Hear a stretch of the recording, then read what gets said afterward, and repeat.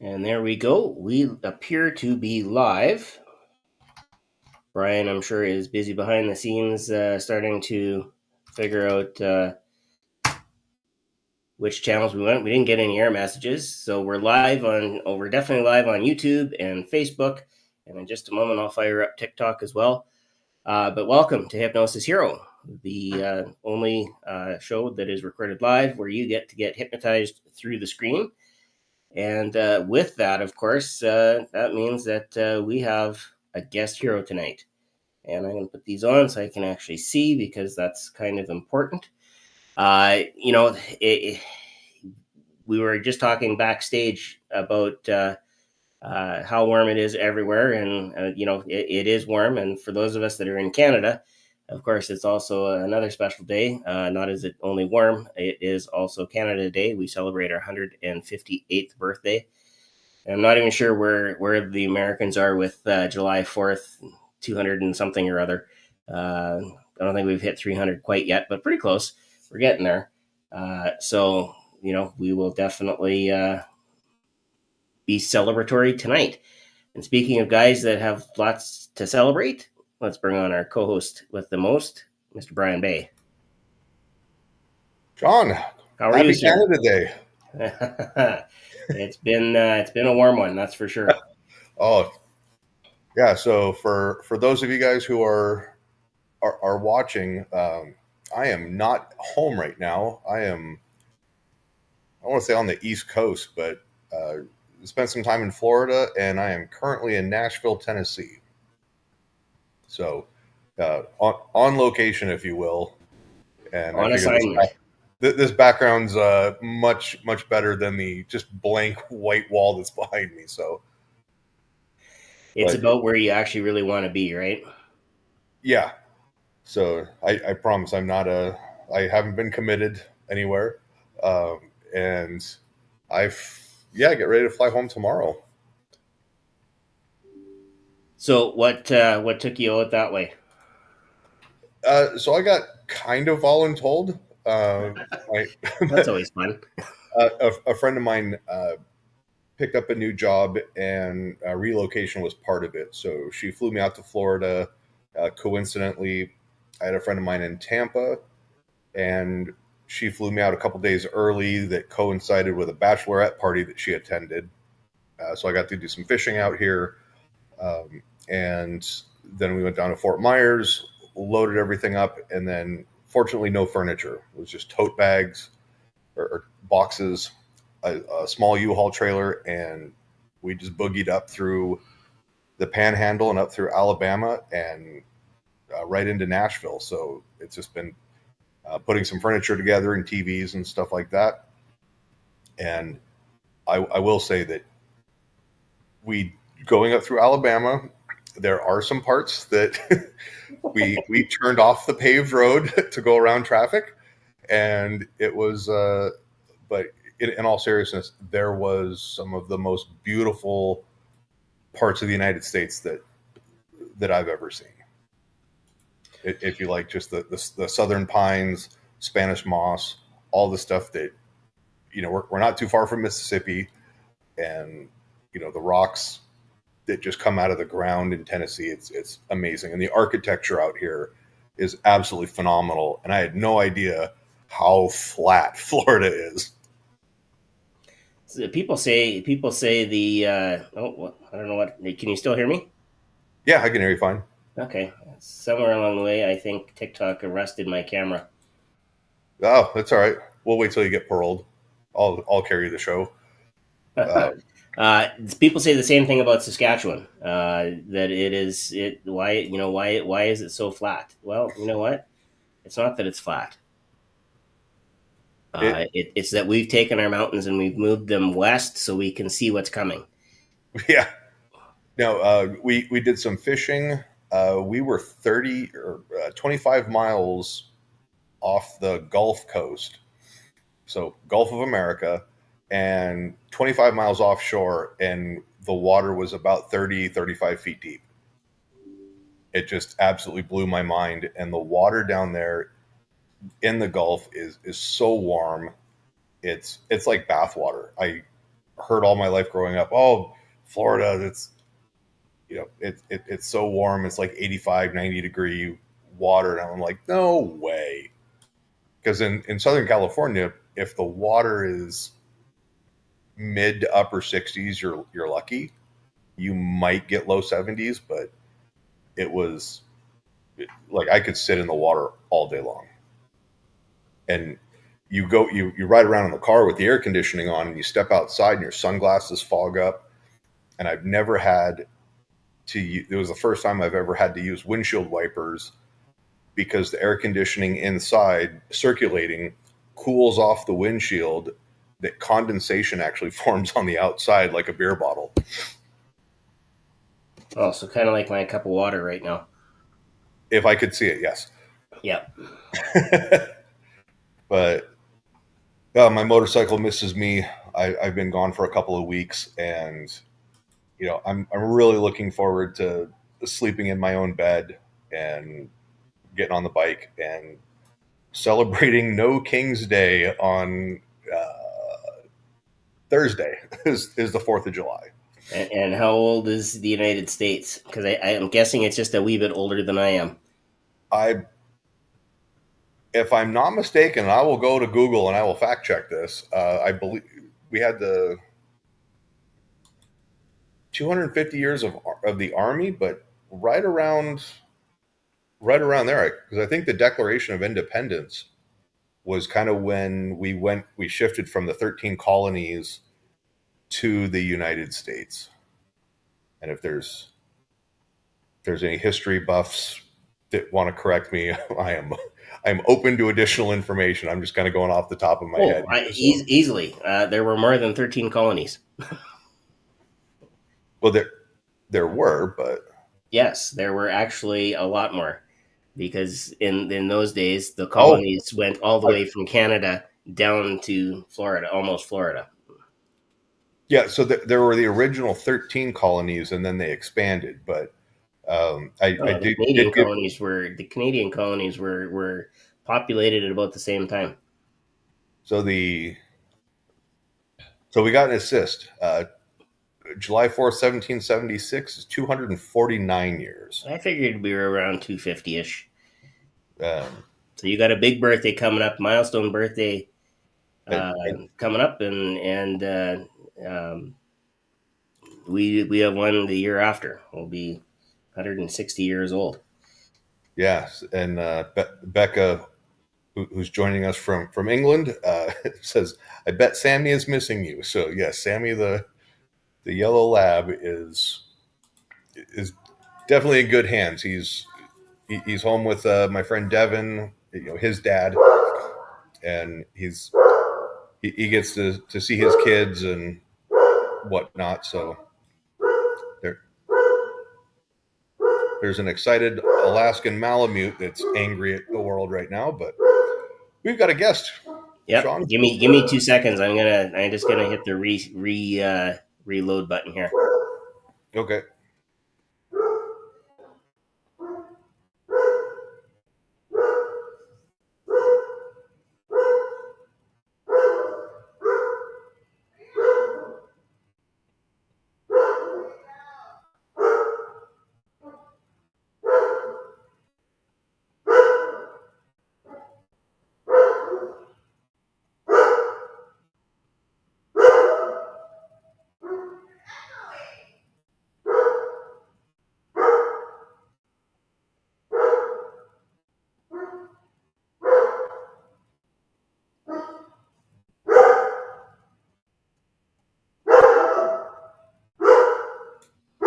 There we go. And we're back. Make everything look like the way it was. But yes, you're right. We do actually have a guest tonight. Yeah, I'm gonna go tend to the dog real fast. 1 second. While you're doing that, I will introduce our guest. And our guest is actually not a stranger to the show. She's been on once before, and actually it was a solo interview that I did with Dr. Jodie Solberg, and she is a certified master hypnotherapist, transpersonal wellness coach, transformational speaker, and international best-selling author, holding a doctorate in counseling, with over 2 decades of experience as both therapist and coach, and an educational background in both social and clinical psychology. Jodie founded Psyched Up Success in 2019 to integrate her expertise and support clients of all ages and stages in their healing journey. Her work focuses on helping her clients heal from the effects of trauma and anxiety, overcoming addiction, removing mental blocks to success, gaining clarity and confidence, creating inner peace and work-life harmony, preventing burnout, and achieving their personal and professional goals while prioritizing self-care and self-compassion. Jodie is passionate about helping her clients feel empowered to foster secure attachment, build healthy relationships, and cultivate lasting personal confidence and self-esteem. So with that in mind, welcome to the podcast. Where is my media button?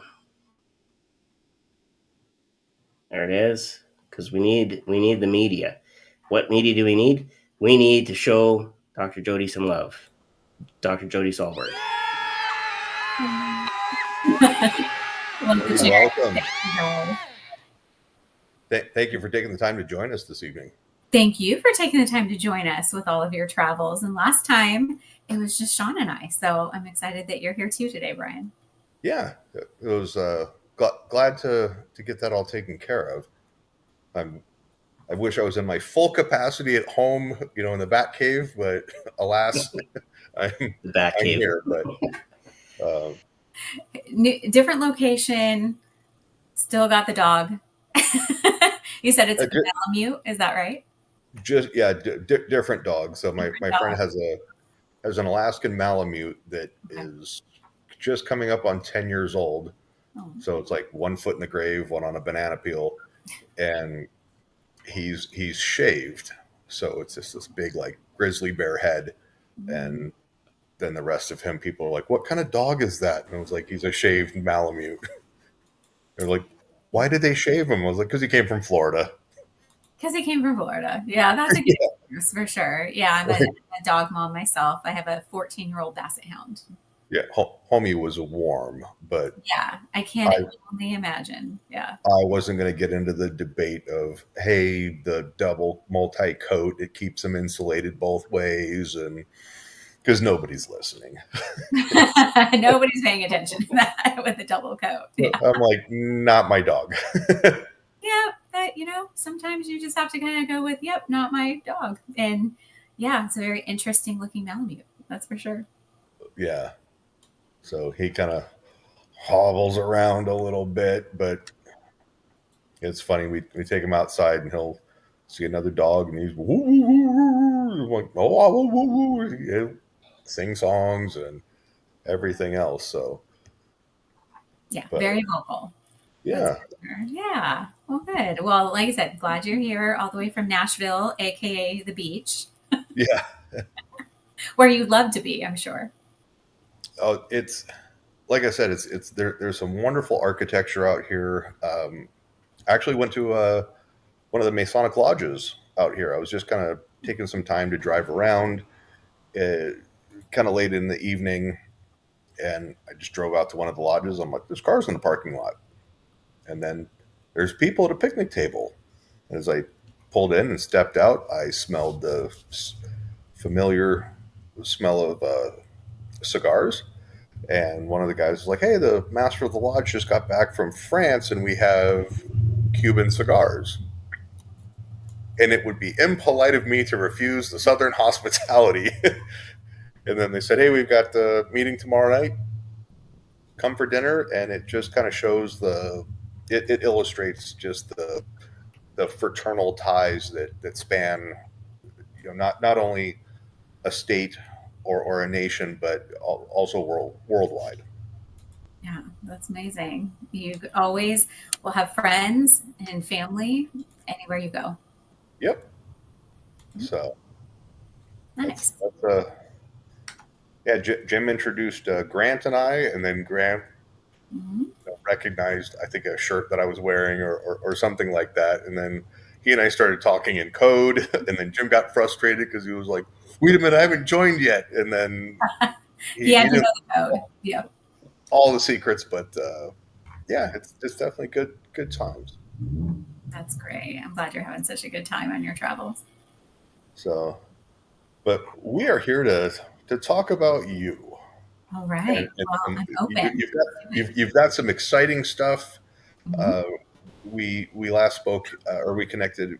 Um, oh, what was it?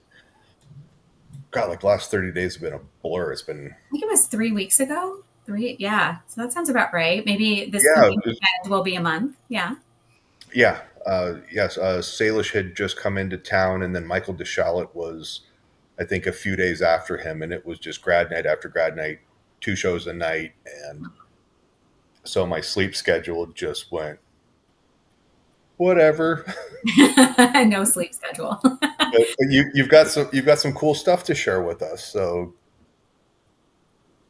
I do have cool stuff to share. Absolutely. Yeah. It's been a minute since I've been here and there's been a lot happening. Absolutely. So when we ran into each other, it was at the Pacific Northwest Hypnosis Conference. yep. And yeah. And so that was a few weeks back. Mhm. And about, oh gosh, probably a month and a half before that, I spoke at the Heartland Hypnosis Conference in Oh, St. I do remember seeing stuff about that. Yeah. Yeah, so I was at Heartland and actually really had a great experience there. I solidified some partnerships, which was wonderful. And one of them took me to Dublin, actually, the week before I was at the Pacific Northwest Conference because I am partnering with a friend of mine from Dublin who was also at Heartland, who is an addiction specialist. And that's something that I did for many years and still do. You heard that in my bio that, it's been now, oh goodness, I've been a hypnotherapist for 24 years, most of Mhm. my therapeutic career. And coach about that long because I needed to pay off my 6 figures in student loans. So there you go. Because I actually became a hypnotherapist back when I was in grad school for clinical psychology. Right. And yeah, and so that's my background. But I need to get you in touch with a good friend of mine who's a psychologist now who has been very interested in learning some of the hypnotherapy. And then you're primarily based out of Washington, is that correct? yeah, I work virtually with people all over the world, but yeah, Okay. I'm based in Washington, location wise. Yep, I'm here. And I've hopped around in my career. I went to school, became a hypnotherapist in Oregon, moved to California, moved back to Washington. So now I'm up in the mountains. I was in the Seattle area for a long time. Now And I where just, are you at? Where are you at now? so now I'm up by Mount Baker, actually, Oh wow, you're up by not the Canadian border. Yeah. yeah, so the Great White North. No, Mount Baker, that's a beautiful area. Oh, it's gorgeous. Yeah. So moved out here kind of Probably pre-pandemic. some of those mountains we moved out of the way from Saskatchewan. You moved all the mountains my way. Absolutely. You moved them Jody all can see your house from her porch, Sean. Well, there's way nothing to block the view. over there now. Yeah, He wants exactly. you to shut the curtains. Yeah, literally the baker's right in between me and the border to Abbotsford. And so the only reason why it takes me an hour to get there is because I have to drive around the mountain. Oh So yeah, it's pretty and I was up there summer last year, or kind of the cool. fall, Mm-hmm. and it was just back and forth, twisty roads, and everybody on motorcycle loves that area. And you go up Oh, there, yeah, look there's out, and big motorcycle presence here. Yeah, mhm. So absolutely. you probably see a lot of helicopters flying in and Hmm. ambulances going up and down the road because people go way too fast. They do. Yeah. So it's either motorcyclists, kayakers who decided it was a great idea to go in the river, or people Like who get lost right hiking after the snow melt, and it's like after the snow. Yeah. there's a cold glacier that is basically rushing through. Like, no, wait till August when everything warms up. Might be a little bit better. Yeah, yeah. But I moved up here and right before moved up this way, right pre-pandemic, which Mhm. was lovely. I've been working mostly virtually since then, and now I'm venturing out into the wild again to Mhm. speak and teach. But I basically, for about 10 years, before that, worked with people in King County, Seattle area, for drug and alcohol addiction. And I also worked with teens and after school programs and group homes, and then families that were dealing with abuse and custody cases and things like that early in my career. And so, done a lot. The family law stuff is Oh, rough, isn't it? it's rough. Yeah, it absolutely is. And that's how I got started. And so, so that's where the whole specialty of trauma, anxiety, addiction, and I came from was just, you know, the people that I was always working with. And so when I started Psyched Up Success, which is my private practice now, when I was moving this direction of like, okay, I want to work with people who want to be there. And I want to work with, you know, myself in my own lovely space with a 360-degree mountain view. I decided to really pull from that background and still work with those people. But again, just on that basis of the people who want to do the work and want to break those generational cycles. Because that's really who I was working with is, you know, people who want to do something different. Maybe they don't know how. And so with partnering with Cormac Colleran out of Dublin, who, like I said, is an addiction specialist, I was talking about trauma and generational cycles and addiction and all of these things. And he was talking about his addiction protocol and in St. Louis. And so we decided to team up and actually provide a training for other hypnotists and hypnotherapists, coaches, counselors, anybody who wants to work with anyone with any kind of addiction. Because honestly, I mean, any kind of unwanted habit is what we're really talking about. You know, you can call it an addiction, but people have different coping strategies for whatever it is that they're, you know, having an unmet need or something that they want to soothe or comfort themselves from. And a lot of times that stuff stems back from childhood and it turns into an adult coping strategy and an adult addiction. But it could be food, it could be drugs, it could be relationships, it could be just about anything. So I work with a lot of people who have different addictions. You know, they'll trade one for another. It'll go from alcohol to, we live in Washington, so marijuana, to, you know, toxic relationships, to food, to whatever it is. And instead of dealing with the thing that they're trying to avoid, they are, you know, basically using this as a strategy. So we're kind of asking a different question about that of how can we look at addiction in a different way? How can we look at it not as a flaw or a failure, but more as a coping strategy? Do you feel that a lot of, and based off your professional experience, do you find that a lot of people they're using that to distract themselves? It's like, okay, well, self-medicating, if you will, depending on the activity. Absolutely. Yeah. And if you've ever seen Dr. Gabor Mate, he's a big one in trauma and addiction in the kind of medical and psychology world. And he always says, instead of, you know, talking about why someone has the addiction, look for that underlying pain of why is there something there that, again, like you said, they're not wanting to feel, they're wanting to distract themselves, they're not wanting to deal with, because maybe at the time they couldn't, or, you know, it was something that was actually a positive purpose to help them make it through whatever that challenge was in their lives, that trauma was in their lives. You know, and sometimes it's a big trauma and sometimes it's just, you know, the things that accumulate in life and the way that we're raised, or it's a generational pattern that's just passed down of this is how we deal with things or don't deal with things. And so really looking at that as, you know, it's not in it, or at least it wasn't always all bad. You know, there was something that your system, that your brain was trying to do to help you. Now it's just not serving and supporting you anymore. So let's find a better, healthier, and more helpful way. Now, genuine question here, and you'll probably appreciate this a little bit more than the vast majority of our viewers, but it seems like all of the cool kids in the greater Seattle area love to throw the term around. Oh my God, I was so traumatized. It's almost like a slang term. So from your clinical definition, Okay. how would you define a trauma and differentiate that from just a bunch of like over dramatic Yeah. millennials and Gen Z.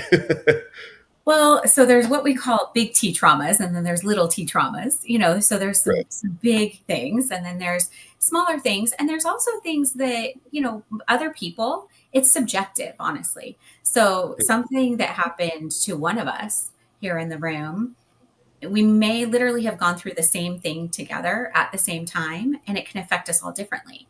So it might be really traumatizing in a big way for one person because of their lens and how they experienced it.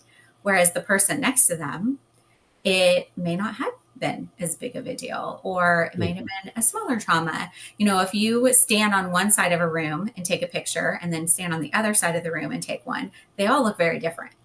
Right. And so, yes, it becomes one of those slang terms, like you said, where everything's over dramatic. I actually have conversations with people around the world, and I work with a lot of people in Europe, for example. And I have a mentor who's a psychiatrist in Germany, and he's always talking about how in America, everything's so dramatic. We're so excited, or we're so traumatized. Oh my God, I sat in traffic. I was so traumatized. Oh, I got pulled over and, for a traffic infraction. And I'm like, talk to the police. Like, they're human too. Mm-hmm.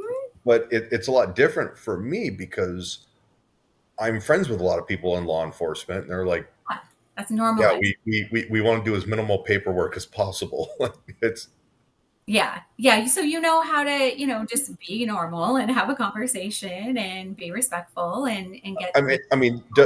Not that my butt doesn't pucker or my pulse doesn't begin to race, or you get that little adrenaline dump of like, oh my God, I might be in trouble, or this is going to cost something. But it's like, you also have to make the conscious thought of like, okay, stop, take a couple deep breaths. Like, no one's shooting at you. Mm-hmm. They're going to hand you a piece of paper at the end. Worst case scenario, your license, you got your registration, you got your insurance. You're not in a stolen vehicle. Like, just woosah. Yeah. And that's our reality. And that's important because, again, it's the lens. So for you, your nervous system. So what happens is our nervous systems are always scanning for threats, right?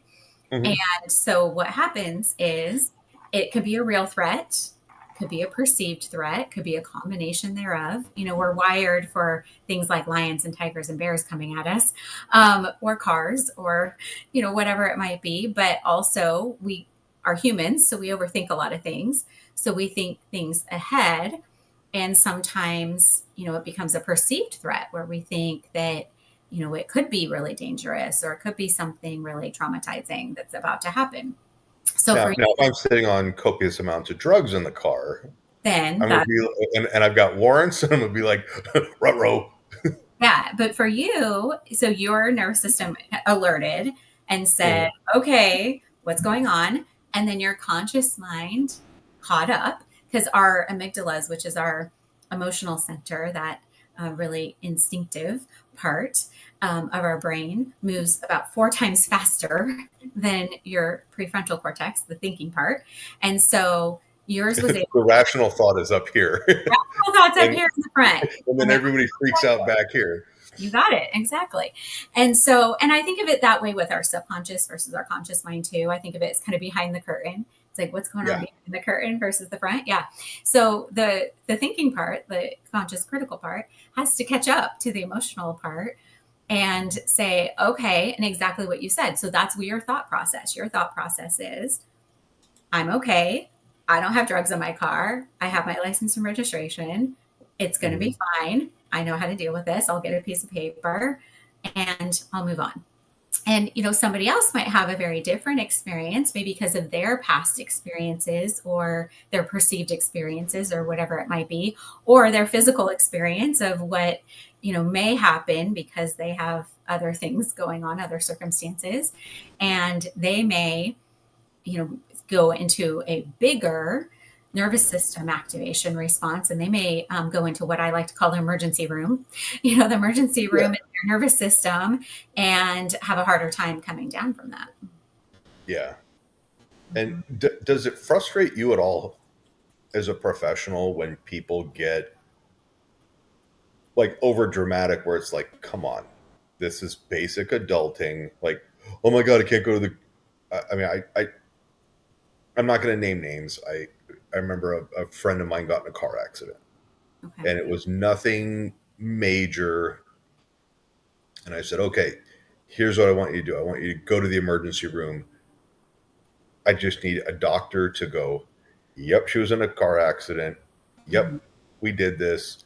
Yep, go see your primary care doc and, document that for the insurance claim. Just a document. Okay. And her thing was, well, I don't have my safety person with me. And I'm like, you're 23 years old. And she's like, yeah, but I go into a doctor's office and I just completely freak out. And it was almost like she was bragging about it. It's like, you're not one of the cool kids unless you've got some type of trauma.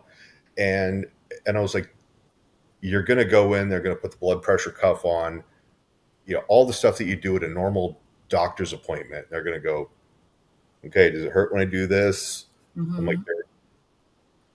they're going to do little more than that. They might throw some x-rays or something like that. And like, you're going to be fine. And she was like, I just, and then she's like, oh God, I'm so sore. I'm like, they'll give you pain meds. No, it's just past trauma. And I'm like, okay, what happened? Well, and it's just this whole young person, like, Yeah. it was just kind of like, I don't even want to deal with this anymore. It becomes where they're telling themselves that it's part. It sounds like it's part of my identity, and it's not changeable. Yeah, and I'm sitting there going, Mm-hmm. this person's going to go to the emergency room. They're going to tell you, you've got a couple of paid days off from work. Go get some massage, go get whatever. And at the end of your claim, you're going to walk home with like $20,000 or $30,000 tax free. Yeah. And you won't get a massage, or you won't do anything about this. No, I'm okay. And I'm sitting there just going, Mm-hmm. I can't, that's the person who just wants to cling to their trauma Mm-hmm. as if it's a badge of honor. And you're like, Yeah. no, my thought is people who have trauma, like, bad things happened. And the people who want to go get the help, Mm-hmm. extra kudos for them, because they're doing something about it rather than just going, look at me, I'm a victim. Exactly. Yeah. Like you said, there are people who want to make the changes and want the help. And there's people who are just telling themselves that that's just who they are and it's never going to change. And they're not willing to make the change. And it is frustrating when people don't want to change. And, that's when I was working back in the day for so long with court appointed clients, for example. It's hard because a lot of them didn't want to be there. They didn't want to change. They didn't want to do anything different.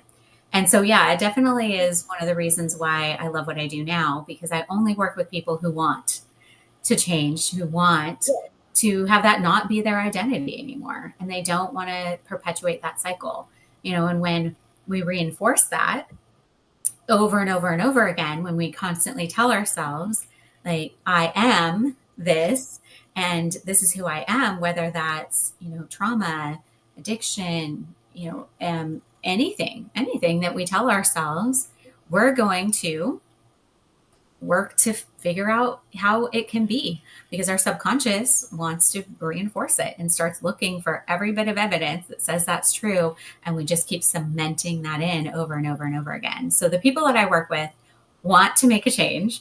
They don't want to be, at least, that victim mentality, and they don't want to stay in that, and they want to be able to move through it and move forward. They want a solution, not just to talk in circles about something and just stay stuck forever. Oh, that was there was a number of years ago, there was a difficult, romantic relationship that ended, and it was a very, very long-term one. Mm-hmm. And I remember I'm like, oh my God, I got to just hop on some meds. Like, I just need to super triage. I need to maintain, because you got to adult.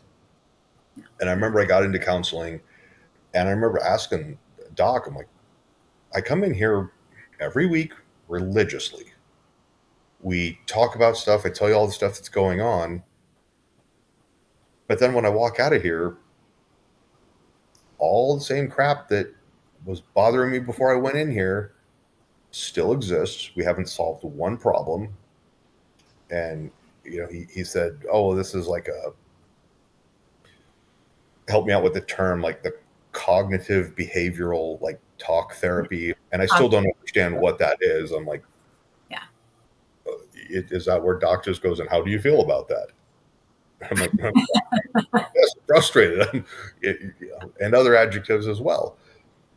But then working with Jim and Dan and Nora had worked with me a couple of times, and that's the stuff where I was like, okay, I'm changing my mindset. Yes. That's allowing me to now and a couple of other things just sort of work themselves out. But now when things that are stressful come up, I'm not feeling like Chicken Little, like the sky's falling. Mm-hmm.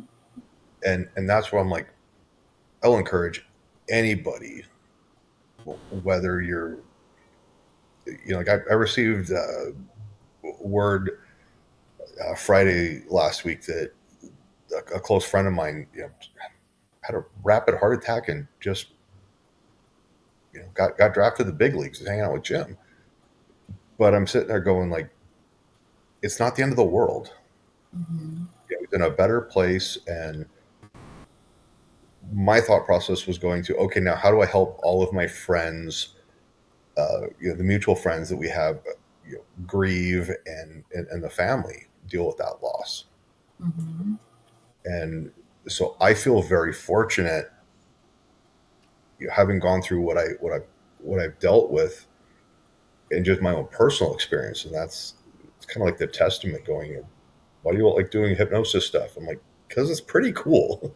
Yes, it is pretty cool. Absolutely. And so that was really a great example. So when I was in school, I always talk about, when you're in school for psychology, it's almost like picking a religion.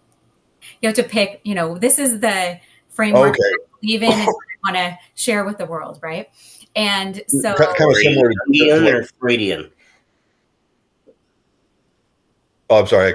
You have to ask that again, Shawn. I stepped on you. Not a problem. Are you Jungian or Freudian? Exactly. Which one are you, right? Are you Fraser or Niles? Yes, absolutely. Yeah. I can only imagine it's like going into being an attorney or going to med school. What area of law do you practice? What type of doctor do you want to specialize in? Exactly. But go ahead. You were talking about the psychology. Yeah. And so cognitive behavioral therapy was like the thing when I was in school. And so we all learned that. And it's supposed to be at its best. It is supposed to be about changing thoughts and behaviors, right? Because our thoughts then cause our emotions, which then influence our behaviors. So they're actually supposed to be doing something semi-proactive with you instead of talking in circles around things. But I get that, it has limitations. And so for me, I actually was really fortunate because I had an instructor in school that was a hypnotherapist. And so we actually had the option to choose hypnotherapy as well. So there was somebody there who could teach us and then took us out to the Oregon Society of Clinical Hypnosis to get certified and do all of our hours and all of that. And so I knew right away that just made sense to me. It clicked. It resonated. I just thought, well, why wouldn't I want to help people get results faster? Instead of talking in circles around the same thing for years on end, why wouldn't I want to help them to be able to resolve these things and move forward and like just shift their mindset and get this deeper work and results that would stick?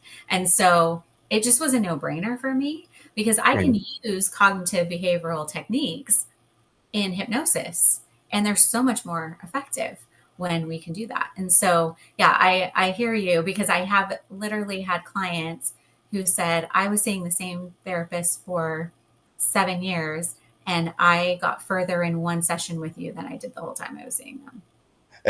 And this is not my experience was not a knock on the counselor that I was seeing. No, no. Wonderful, wonderful guy. When he said, "Hey, I've got to do some family stuff and move out of state," we kind of counted down, and like the last appointment, I was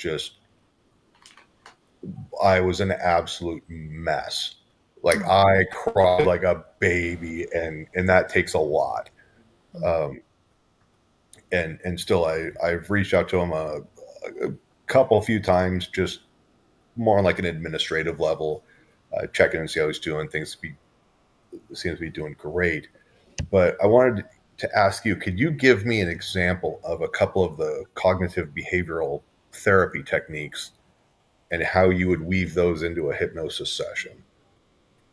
So I do quite a lot of different kinds of techniques. I'll pull in the cognitive and behavioral stuff. I will pull in a lot of somatic work with my trauma background too, which is mind-body connection types of things, mindfulness, different types of things like that.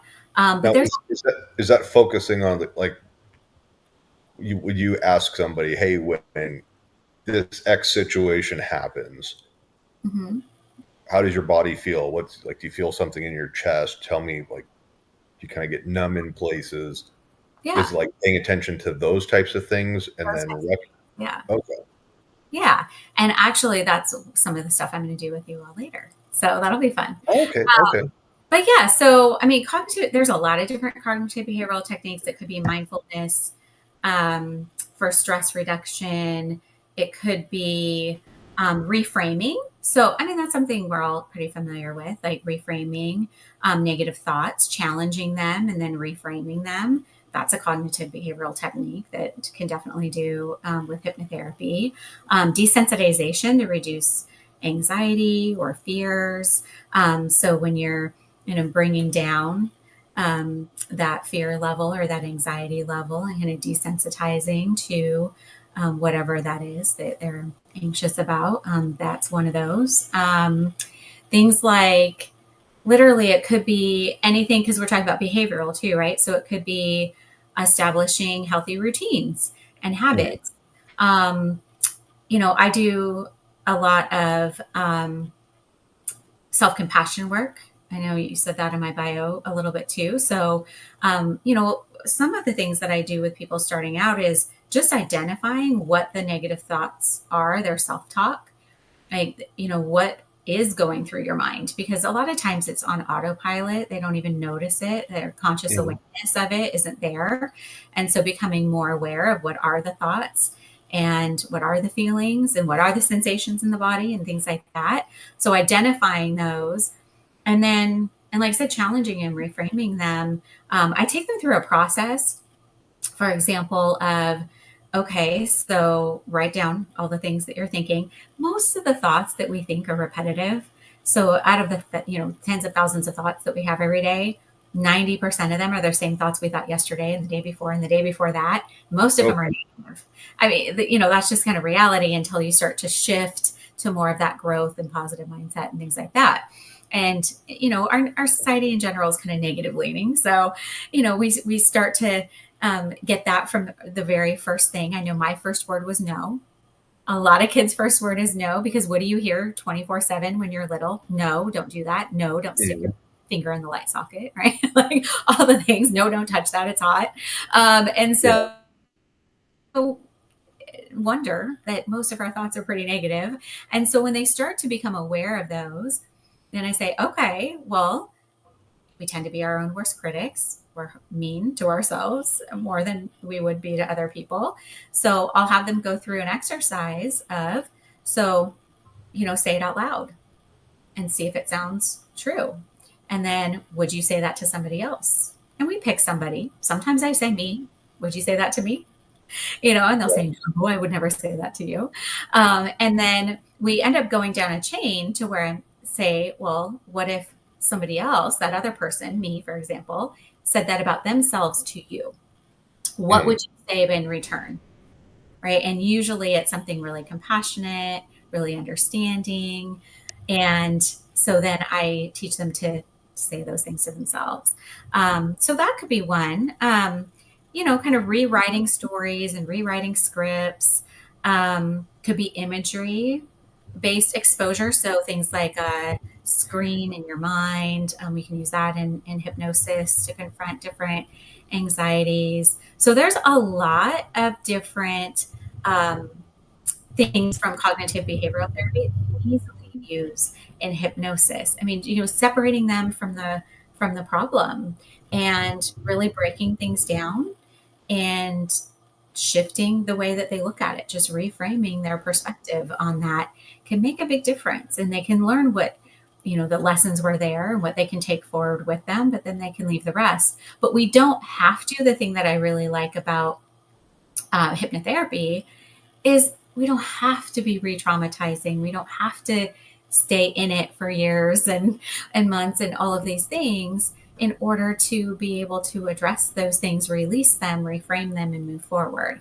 And so I do feel like you can use those CBT types of techniques and just get better results and get faster results, which is why I think that clicked in my mind so much at the beginning of my career of like, well, this just makes sense. If I can use all of these things in hypnosis and it's going to be more effective, why wouldn't I do that?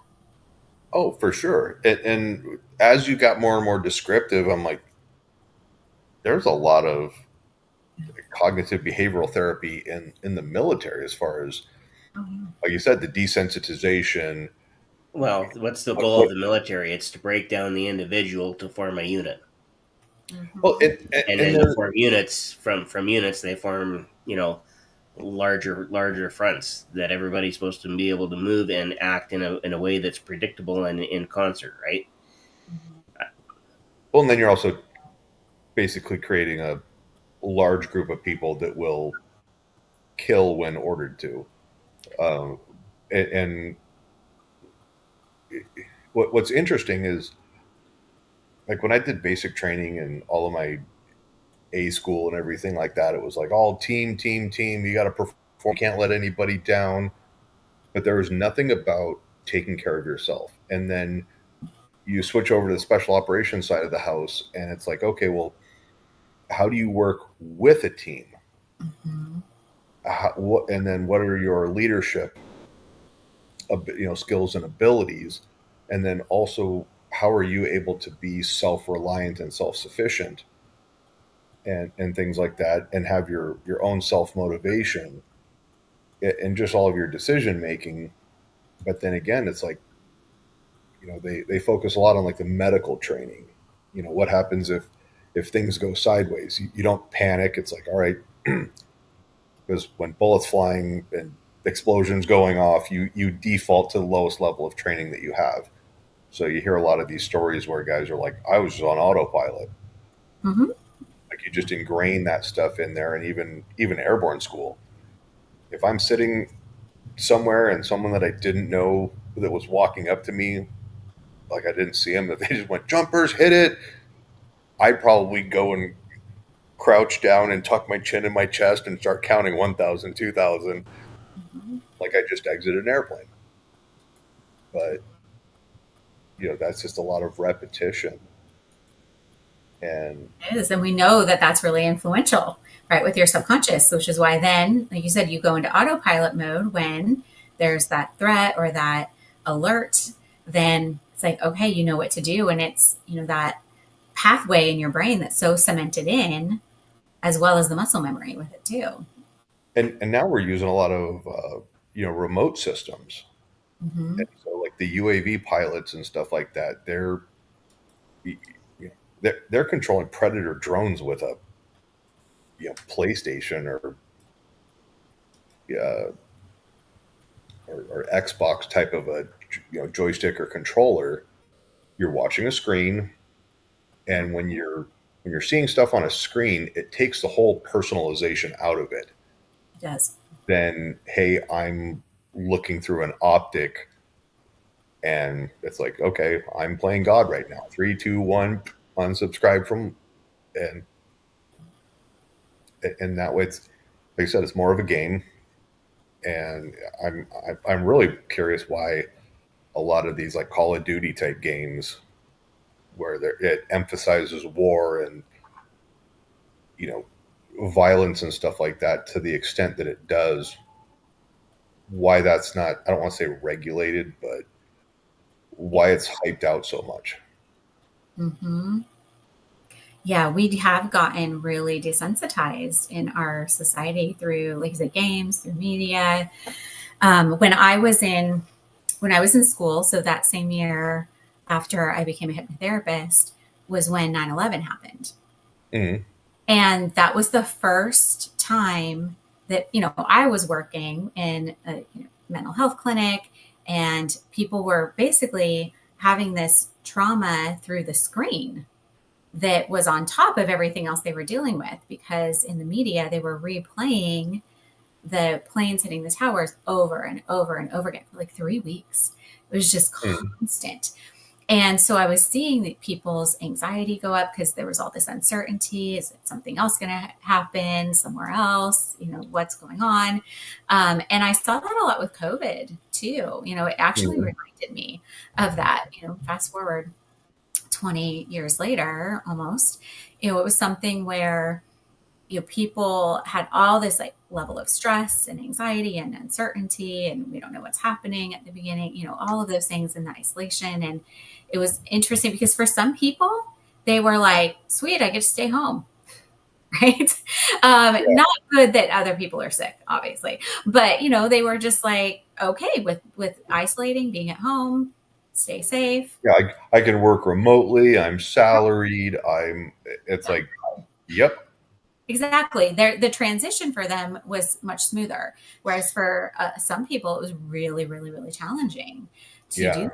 And again, with that global uncertainty and that fear and stress level and anxiety, I remember, driving down towards the city and just feeling the wall of stress as I was getting closer. And I was so glad that I got there when I did, because it was just a lot. It was really heavy. And people were fear mongering on TV, and there was so much happening.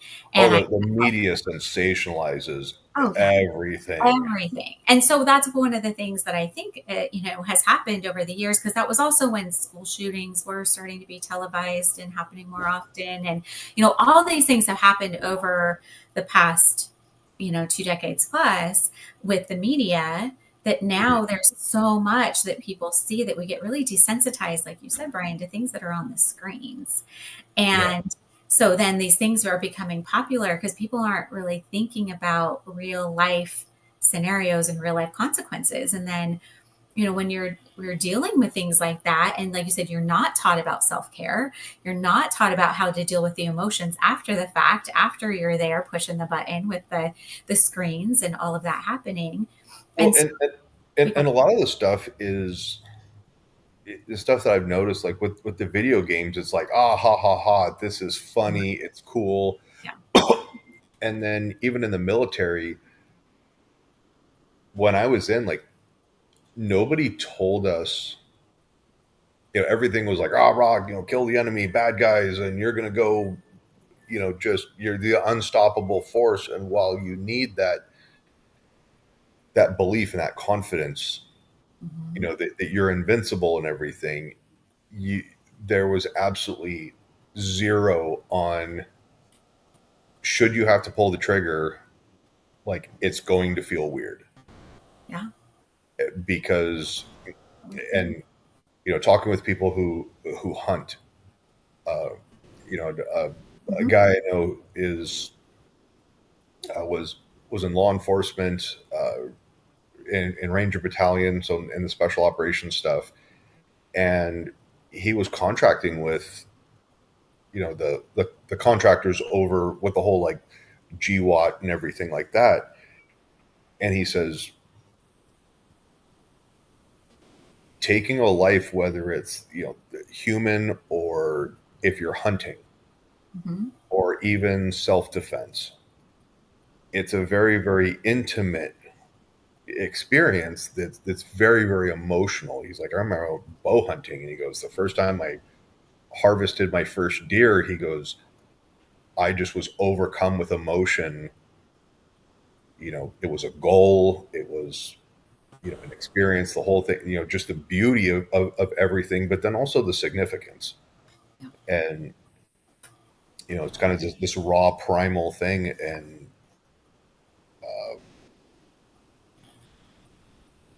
I forget which author that wrote one of the Delta Force books. He says that war is, you see man at their absolute worst and their absolute best. There really is no in between. Mm. And, I think that I would like to see us as a society help people cope Yeah. with what's going on, but then it's striking that balance between how do we stand up for ourselves and set our boundaries, Mm-hmm. but still maintaining some tact and diplomacy and things about that. Yeah, and that's what we're not taught is things like nervous system and emotional regulation, coping strategies. And like you said, nobody talks about that emotional piece. And so for some people, again, that's going to be, whether it's a little bit traumatizing or a lot bit traumatizing, or they just don't know how to deal with those emotions. They don't know how to cope. And so that's why we end up with so many people trying, like you said, to self-medicate, trying to suppress and not deal with those things, or they don't know how to process it and release it. They don't know how to deal with that. And so we end up with all these unhealthy coping strategies and addictions from that. And so I feel like if you're working with people, you are going to work with addictions and trauma. You just are. If you're working with humans, whether it's the trauma is my identity people, or it's someone who doesn't even identify with either one of those terms, but they know that they're leaning a little too much into something and it's affecting their relationships, it's affecting their work, it's affecting their finances or their health or whatever it is. Any kind of a habit, unwanted thoughts, feelings, and behaviors, those habits that we fall into that, are a way to cope, there's really not an inherent problem with anything until it becomes a problem in your life and it starts affecting you negatively in these different areas. And when that happens, then sometimes we just don't know how to get out of it. So I have a lot of people who come to me and they say, well, I know what I don't want, but I don't know how to change it. And so that's really where this, trauma informed, but also really solution focused idea came from. Cormac and I brought together was that we both were very solution focused. And then with my trauma background, and honestly, everything that he teaches is also, even unintentionally, very much towards that kind of trauma aware piece, because he does talk about, the solution versus it being the problem. People come in and they, like I said, just like with trauma, they'll come in with addiction and they have been basically told, right, you're conditioned that, that's always got to be that way. They're always going to be an addict, that they're the problem, that it's all bad. And they don't realize that, a lot of times that was the solution because they didn't have other skills and they didn't have tools in their toolbox. They didn't have those coping strategies. Nobody ever taught them that. And so their subconscious, their system did whatever they needed to do to make it through that. And it wasn't an ill intent, but it just kept going and kept spiraling to where it affected them negatively. And so they are capable of making that change and finding a different way, finding those tools for their toolbox and those different coping strategies. They just need support to figure out how to do that. And so, yeah, those two pieces I think are talked about sometimes, but rarely together. And so I think it's a really unique thing that we're building basically. And what we're doing is we're putting together first a masterclass. So that's actually going to be next Thursday, the 10th. We're doing a masterclass on breaking the cycle and understanding the subconscious code of addiction, so that we can really help people. Because like I said, even if you don't say your specialty is addiction, people are going to come to you and they're going to have trauma. So knowing how to work with people who genuinely have some trauma that they need to work through, or people who have these habits that they want to change. I mean, what do people come to us for? It's like they want to stop smoking, drinking, doing drugs. They want to stop emotional eating. They want to, there's something there, that they're wanting to change, whether that's that thought or that feeling or behavior or all of the above. And so how can we work with people most effectively so that we can be aware of how to work through these challenges with people and help them understand that they're not a bad person because they have an unhealthy coping strategy or habit. That it doesn't have to be their identity. Like you're talking about earlier, it doesn't have to be their identity forever, that it is something that, they actually have the ability to change. And so we're doing that masterclass, and then we're going to be doing a training actually for professionals. So hypnotherapists, coaches, counselors, anybody who wants to learn about that. So we're going to be doing that in the fall. So that'll be after the Mid-America. Do you have a date picked out for that yet? I do. So yeah, so the masterclass is July 10th. And then our training is going to be following the Mid-America conference. And so the Mid-America conference, let me actually pull that date up for you. Because is that Michigan? That's a Chicago. Oh, Chicago. Okay. Yeah. So that's the Chicago conference. And that is going to be mid-October. So it is going to be October 21st to the 24th. Okay. Yeah. Yeah. So really excited about that. We're going to be doing that live, as well as people can come online too. And so definitely recommend. I know Shawn put the link in for the masterclass. It's just hypnosisforaddiction.com/masterclass. So people can register there, whether they can come live next Thursday or they need the replay. That's okay too.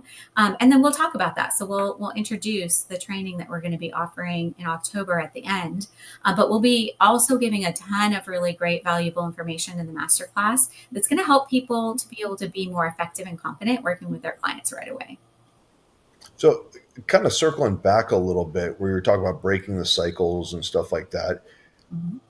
One of the things that I've noticed about people who cling to that victim card and love to throw it down whenever they can, how much of it is first breaking that habit, and how many people do you see that hold on to that victim mentality as a means of like gaslighting somebody else, or it's almost like conflict avoidance, where somebody says something that they don't agree with and they go, oh, well, I just must be a horrible person and there's no sense in, talking to me anymore. You better just stop being my friend. And they get over dramatic and they stomp off, and they're looking for someone to go, no, come back. You're worth it. And it kind of trains the person along with everybody else. Oh, absolutely. Like, here's this learned helplessness type of a thing. Mm-hmm. And like you said, seeking that approval, that's what I was looking for. And worth, and that validation. Yeah, and that validation, that external validation. And so what happens is, like I said, those types of patterns absolutely get passed down. That's very, very common of, that you'd fall into that cycle because that's what was modeled for you and that's what and people fall into those relationship patterns all the time. And or it's almost like it's safer because people go, well, I know that if I throw this fit and I get confrontational, someone's either going to do it my way because they just don't want to fight with me, or I get them to continue to reaffirm everything that I want. And everything I believe. Like we were saying earlier, our subconscious wants to reinforce everything that we think to be true. And we'll try to get that external validation for that. We'll try to seek that confirmation and validation.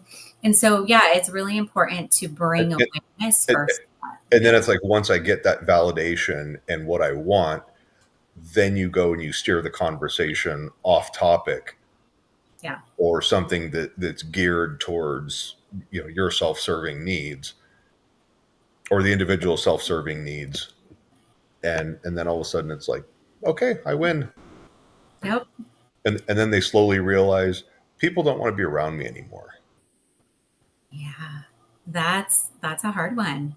And then, maybe if they come to that awareness and they start to realize that it's being detrimental in their life and in their relationship, they'll be ready to make a change, which would be great.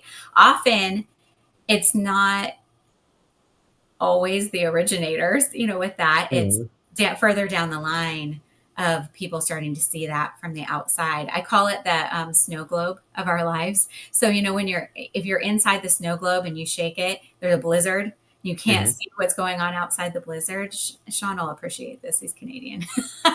Right, with Yeah. I've been in a few of those. I left one city to go to another, and I said, "Oh no, that's okay. We'll be fine." I got 15 minutes outside the city, first city, and I couldn't see the hood of my car. It was that bad. So Exactly. I know what it's like to be in a snow globe or two. Yeah. And so people are in that a lot of times, when they're operating in these ways that they're not even seeing that. And so one of my jobs is to help people to be able to see more from that outside perspective. And sometimes, I'm that person that's facilitating them being able to do that so that they can see, oh, wow, this is how this pattern is. Because how many times are there family members? Think about this. You think, okay, well, if I say this, then they'll say that, and then they'll say that thing, and I'll react this way. And you can play the whole thing out in your head because You just described Thanksgiving and the that's holidays right. in so Thanksgiving many and people's everybody, homes. yes, everyone's family, Thanksgiving, holidays, Christmas, whatever it is, absolutely. Everybody knows this is exactly how it's going to fit because if we bring up politics or bring up this, and so And and then so can go down this rabbit hole. because people can't, engaging in civil discourse has been a dying art for decades. Yes, And absolutely. now it's like, well, we just don't talk about that. And that's one of my go-to things that I just go, why? Why can't we? Yeah, And we should be able to. I agree with you. it's like, oh my God, because I'll be triggered. And I'm like, yeah. Well, we tend to look at our current situation. We have a very focused view of it. I think what society in general and people need to realize is each one of these changes. If we go and we look at something like epigenetics with by Dr. Bruce Lipton, those studies are showing that our environment affects our physiology, our thoughts affect our physiology, our everything affects our physiology, and that gets down into the DNA level, and of course that gets passed along to future generations. So if Mhm. you don't deal with it, somebody down the line in your family is going to have to deal with it. That's 100% right. Now, And Jody, I've got a question for Jody as soon as you finish your thought, Sean. yeah, no, and so why not you? Yeah, why not You start know, with you? Absolutely. yep, deal with it as best you can, and pass on something better. hmm I agree. Now, how many of your clients, or do you get clients that are actually coming at it from almost the polar opposite angle, insofar that it's like, okay, I'm dealing with this person. How do I ensure that I set healthy boundaries? How can I break this cycle in confronting this person or standing up to them because this has been such a detriment in my life that I go, no, I just no longer want to participate in this. hmm Yeah, absolutely. Lots of people, for sure. Now, one of the things that's important is that we can't make someone else change, right? Mm-hmm. We can't force somebody else to change. And so, Because I could see that coming, especially like pertinent to addiction. Like you got a family member that Mhm. you're like, I don't want to continue to enable them, but I feel guilty that if I throw them in jail or whatever, that, you know, it's gonna mess up their lives. So they're stuck in this, you know, paralyzing thing, and helping them stand up to the manipulation and stuff like that. Yeah, exactly. So helping them set boundaries, helping them model healthy behaviors and different coping strategies, and really focusing on themselves. You know, that's really important. You know, focusing in on what can they do and what can they control, which is more themselves, rather than really focusing on all the things that they can't or trying to change other people. So it is about teaching them assertiveness and healthy coping strategies and setting boundaries and clearly communicating those and all of those things, so that then it's them making the change, and then other people respond differently when you react differently. You know, I teach reacting the old way, like you always did, versus that new pathway, and choosing the new pathway and responding. And you will I'll go into that automatic sometimes, right, with the emotions versus the thinking that we were talking about earlier. It takes a minute to catch up. But going straight there so quickly, like we've always done, if that's not what's serving us anymore, then I'm teaching them how to hit that pause button. So then we can switch over and say, okay, now how do I want to respond to this instead? And sometimes that first reaction still comes out. And I teach my clients that's okay, and to give themselves compassion and a little bit of grace for that, because it's not always just about the first thought. It's the power of the second thought. It's like, now I'm aware of this, and now I can choose to do something differently. And I can go in, and when they don't play into the pattern anymore, right? That back and forth that we were talking about at holidays that you could play out in your head already, you know exactly what's going to happen and what everyone's going to say and how people are going to react. When you actually participate in a different way, it gives other people an opportunity to pause and be like, wow, he or she didn't do that. I wonder why, you know, and it just gives an opportunity to shift the dynamic a little bit, but it takes consistency. It takes some resilience of, you know, learning how to do these things and then applying them. Because again, it's about the solution. So it's your solution. You know, it can't be necessarily anybody else's, but maybe they'll see you choose something different, and it'll motivate them or inspire them to go ahead and make a change for themselves. But yeah, they have to opt in. And so, you know, if they're like, I really want to confront this person and change this about this person, it's like, well, we have to be prepared for them not to change. And if they don't, what does that look like for you? And what do you want to do about that? And they have to kind of get unattached from the outcome of somebody else changing, because otherwise they're just always looking externally again versus internally for the answers. Yeah. That's a big thing. Everyone's family's got it, right? We all have patterns. Right. Oh yeah, I could tell you many stories about many different Kostiuk holidays and holiday traditions that go pretty much like clockwork. So we all could. And so, you know, for some people, it's passing down those really toxic relationship patterns, those addictions and unhealthy habits and coping strategies, or we just don't cope. We don't talk about it. We don't deal with things. We just push them down, stuff them in, and act like nothing's going on. And so that's the bury your head in the sand. Yes, the bury your mentality of people. They're like, no, I can't do this. And it's like, I always get them to picture the visual of this. You want to bury your head in the sand? That's fine. What's sticking up? Good point. And that's where you're going to continue to take it if you don't make a change. There you go. And we're demonetized. No, we were just using our imaginations. Tapping into our creativity and imagination here. That's right. But if you don't get a handle on your if you don't get a handle on your addiction, that bury your head in the sand position is what you're going to be like in prison. Oh God. Now you're really demonetized. And some people they they're like, people will sugarcoat things, and sometimes you just have to be like, look, man, this is going to go super sideways if you don't get a handle on this. And I think it's important. It's important to remember that, and I think especially just in our societies, for some reason, we think of addiction as somebody who's down and out and going to prison, things like that.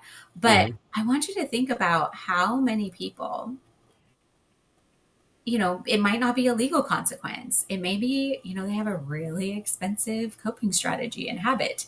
Most of my clients nowadays who are not in the criminal justice system like they used to be, they're people who are parents. They're people who are professionals. They're people who have businesses. And they're people who have, just leaned on substances or food or these toxic relationship patterns or the internet, video games, whatever it is, so much that it is getting in the way of their relationship. Oh yeah, you see these Facebook ads where they're like, is your kid addicted to Minecraft or video games or whatever? It's now we know what's in your feed. Your algorithm is. Well, that's the thing is I'm like, I really don't play video games. I don't own a gaming console. But that's it. They decided your demographic, age group, all those kinds of things probably has a kid addicted to Minecraft or something. Yeah. But I can see it where kids just, parents just go, all right, here's an iPad. Just, and there are kids who just have complete meltdowns. Where's my electronics? It's like, it's the modern version of us getting kicked out in the morning and told not to come back until the evening. Yeah. Our toxic independence, right? To a fault, to where literally now as adults, we just push through. We think we have to do everything on our own, right? Those types of things that can be a thing, right? So people can have that. No Wi-Fi on a long airline flight where you're just staring at the bald spot and the guy in the seats. What are you saying, Brian? Like my head doesn't even stick above the seat. It doesn't apply to you, Shawn. Again, different perspectives. And Shawn, you know better than to fly Frontier. Yeah, right. But never again. But I'm sitting there going like, the seat won't recline, kids won't shut up. Nothing. I'm flying across the country going. You can't even look out the window because you're like, at least on a car ride, that was my big screen TV as a child. Yeah. Look out the window and just watch stuff go by at 70 miles an hour. Yeah, absolutely. Yeah, the money you save is not worth it. You learn that really quickly. That's for sure on those types of airline flights. But yeah, absolutely. They're like, it's kind of an a la carte. All the other airlines have these, amenities and stuff baked into the price. And I'm like, okay, well, if I want to add them onto your airline, you guys just don't offer them. And it costs me almost more. It will. And I'm like, yeah, you want to bring a bag to carry on. Here's some more money. Here's this money. Yeah, you want anything? Yeah, like you said, your seat doesn't recline. All those things. I love how they advertise things. Even here in Canada, they'll say, "Oh yeah, here's your fare," and then you get down and you start looking. Well, that's the fare for the very, very basic that you can't ever change. Nope. You're just going to lose your money if you have to make a change. But if you want for $50 more or for $75 more, we'll give you this more flexible one. And we'll let you also pick a seat or something like that, and you have carry-on bags. Oh, well, for this next price level, then, and it's like, just tell me what I need to be able Airlines to do to travel. Used to be a phenomenal bargain because they didn't have first class. It was like, okay, a handful of rows might have a little extra leg room, whatever, and based on the ticket price. Depended on when you got to board, and for me, I'm like I'm usually with a a bag I can throw under the seat. I don't need overhead compartments or anything. If I need to gate check something, it's fine. But they were like 2 free check bags, and now all these other fees and additional costs, they seem to be like at a race to the bottom. And the CEO puts out a news article. I cried when I had to lay off, however many thousands of people. And I'm like looking at his compensation package. I'm like, his total comp is like almost $11 million. Oh gosh. Yeah. How many people's salaries is that? It's a lot of people's salaries. And I'm like, I just don't get it sometimes, but I digress.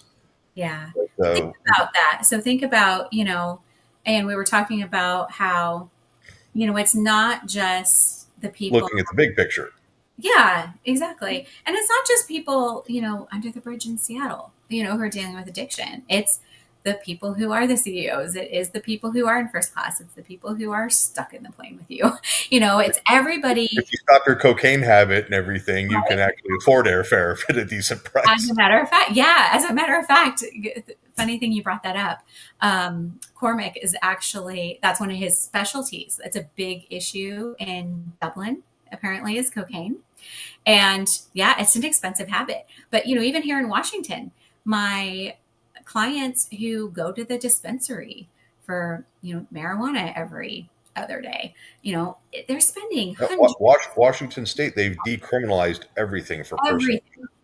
Everything. And so now it's still illegal on the books, but we just don't prosecute it. And I was like, basically, yeah. That math doesn't math for it, but exactly.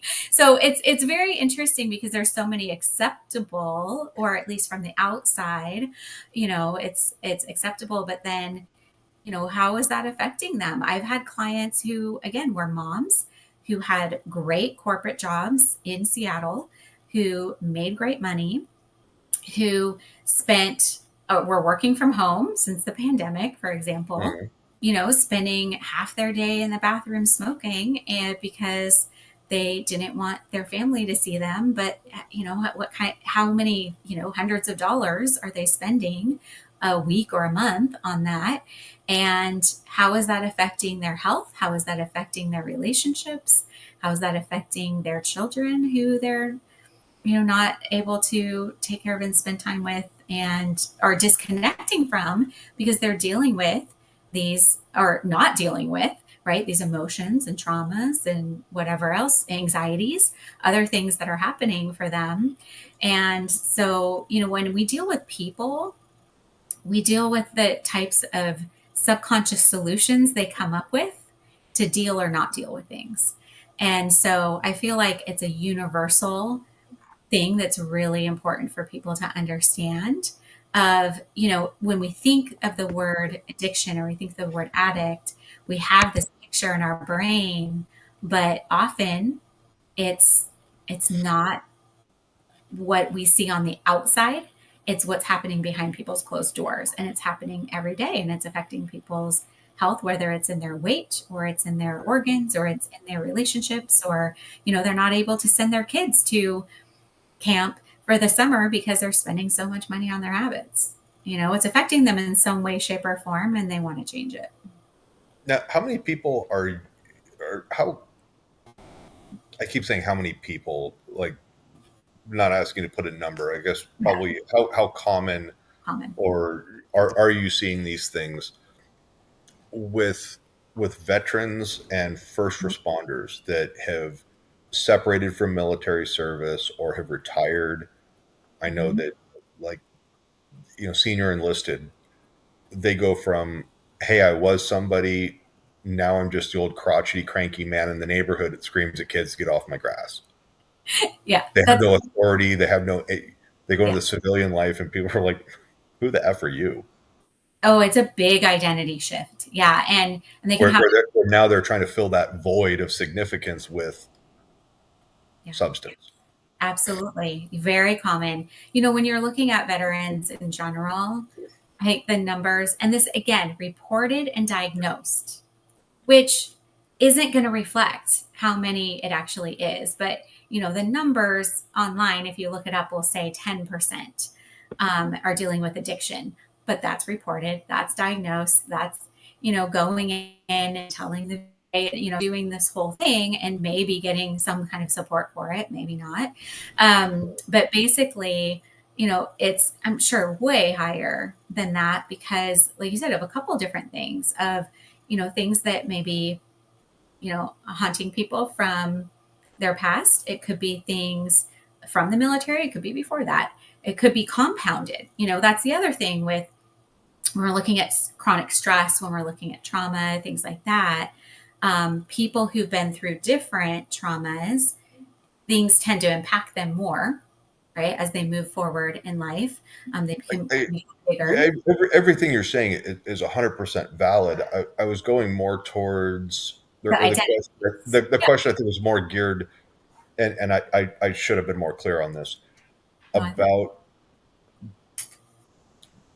like when you're in the military. Hey, I'm an Army soldier. I'm a Marine. I'm whatever, or I'm a police officer. I'm a firefighter. I'm an EMT. People that I'm not anymore. I looked up to, and I don't get to drive the car with the disco lights on there. I don't get to wear the uniform and have people at least look at me with a degree of reverence. It's like I was somebody and now I'm not that anymore. Yeah, I'm definitely headed there. Yeah, because I think okay, yeah, exactly what you're talking about. Because everything you're saying with all the compounding, the garbage that you see is 100% there. So then they take that with them, right? And now we have this lack of structure, this loss of identity. My husband is retired Navy. And so very like it anyway. Yes. Very familiar with this of, when there's that retirement and that separation of like, this is who I was for decades. This is who I've identified myself as. And so now what? And so it's really this interesting mix between all of those other things that maybe they were in the system, they were in that structure. Like you said, they were somebody, they had worth and value and identity in that role that they played. And now all of a sudden they're civilian world and they don't have that identity or, other people recognizing that rank and that rate and all of that. And that, job identity. And they may do something similar. My husband does. A lot of people don't. They do something totally different. And they're trying to figure out what their identity is outside of that. They don't have that structure and that discipline that they were so used to, that, like you were saying, through, basic and A school and all the way through. It was like, this is who you are. This is how you operate. This is the system that you operate within. And they get outside of that. And then all those things compound and creep up. And like I said, now it's a little slower, or things have shifted, and now stuff starts coming up for them, with the identity piece, as well as anything else that happened during their career or during their life. And now they have to, or they're faced with confronting it, and they maybe don't want to do that, or they don't know how to cope with that. They don't know how to feel about that. There are separation classes and things like that say, well, this is how to apply for a job, or this is how to, go out and do this in the real world. But like you said, there's not that emotional piece and support of, well, how do you cope with that? How do you cope with all of that? And so, like you said, then people turn to whatever can numb or whatever can distract to keep them from having to deal, because they don't really know how. Like the closest thing I could even begin to try to draw a loose parallel, it was almost like the male version of like a postpartum depression. You're kind of sitting there going like, because it's almost, and this is how I explain it in my head. I make no representations to accuracy on this. Okay. But it's a woman who's pregnant. Everybody's like, oh my God, how are you doing? Can I get you this? How's the baby? How's this? How far along are you? Oh, I want to be around you and presence and whatnot. And it's like everybody's excited. And then the baby comes and it's like, okay, everybody all wants to go see, oh, cute baby, blah, blah, blah. And it's like, Forget about you. Yeah. yeah. And it's not that there's this narcissistic tendency of I want to be the center of attention, but you're sitting there going like, God, my friends that I used to hang out with on the weekends and everything, like nobody calls me anymore. Yeah. Nobody goes, hey, how are you doing? What's going on? There, like you said, there's no like circle of friends. And so it's almost like the people who don't really understand, it's like when other veterans, like I was in Texas visiting a friend of mine and I had one of my, I had a special forces sweatshirt, had the crest on there. And we're out to dinner in this restaurant with my friend, his wife, and his parents. And this other dude walks in and he goes, oh, hey, man, which group? I was with such and such a airborne thing. And like, we jumped up and like ran across the restaurant. It was like, brother, a big hug. We had never met before. Yeah. And everybody at the table was like, the hell was that all about? Like, do you know that guy? And I was like, no. But I was like, it's somebody who speaks my language. That's right. And seeing that, what I say, out in the wild, it's so significant. It is. So much. It means a lot because, again, it's that sense of identity and connection. Mm-hmm. Yeah, absolutely. Did I freeze up, you guys? I don't know if it's my connection or it's somebody's. Okay, we're good. I think we're back. Yeah.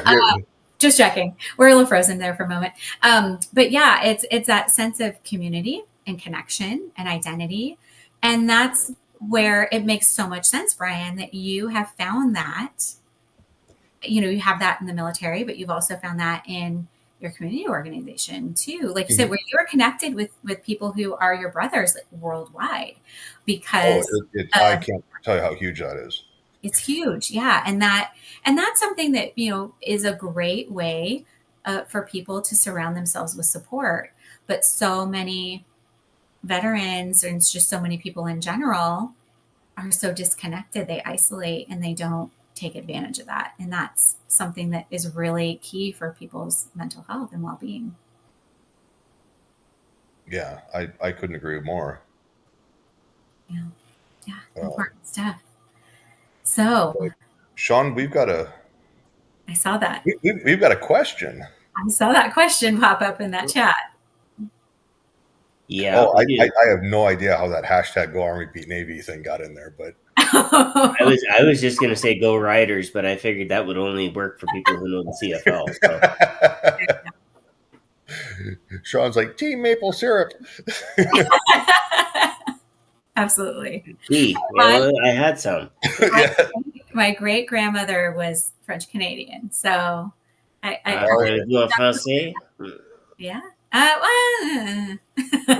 Not much. Yes. We. So Shawn, are you? I'm on assignment. So, does that mean you're not going to ask the question? I'll have you ask the question tonight. Oh, okay. Well, hang on here. Let me get the good stuff that we need here. Okay. Simple question. It's yes or no. Okay. It is not. Don't give yourself wiggle room. If saying if it's there, I will, or whatever. It's really simple. Dr. Jodie, does pineapple belong on pizza? Absolutely not.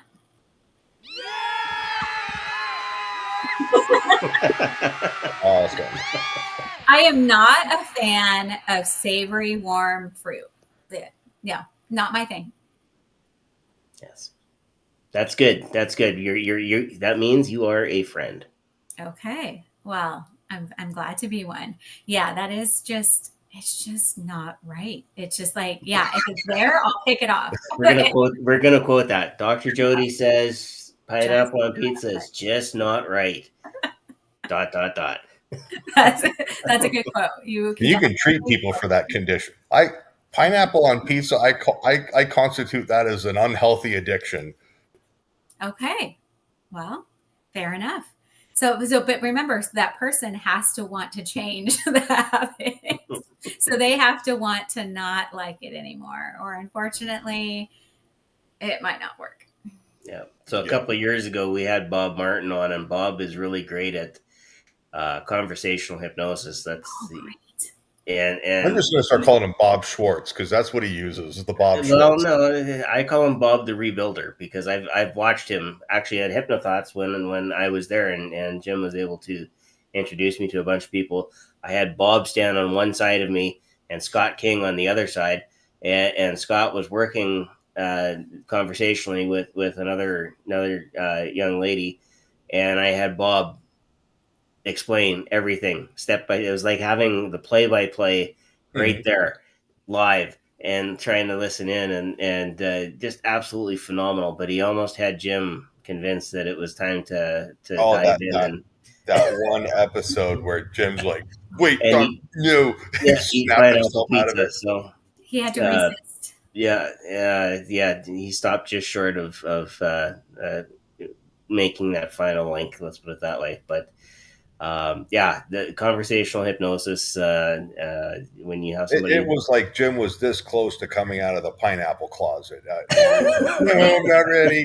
I have a funny story for you guys along those lines. Oh God. Okay, So, is it about pineapples or is it about a closet?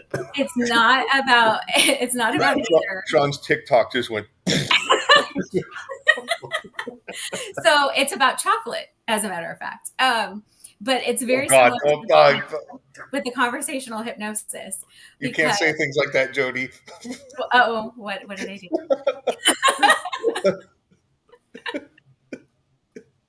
You can't say things like that around Brian. Let's Okay.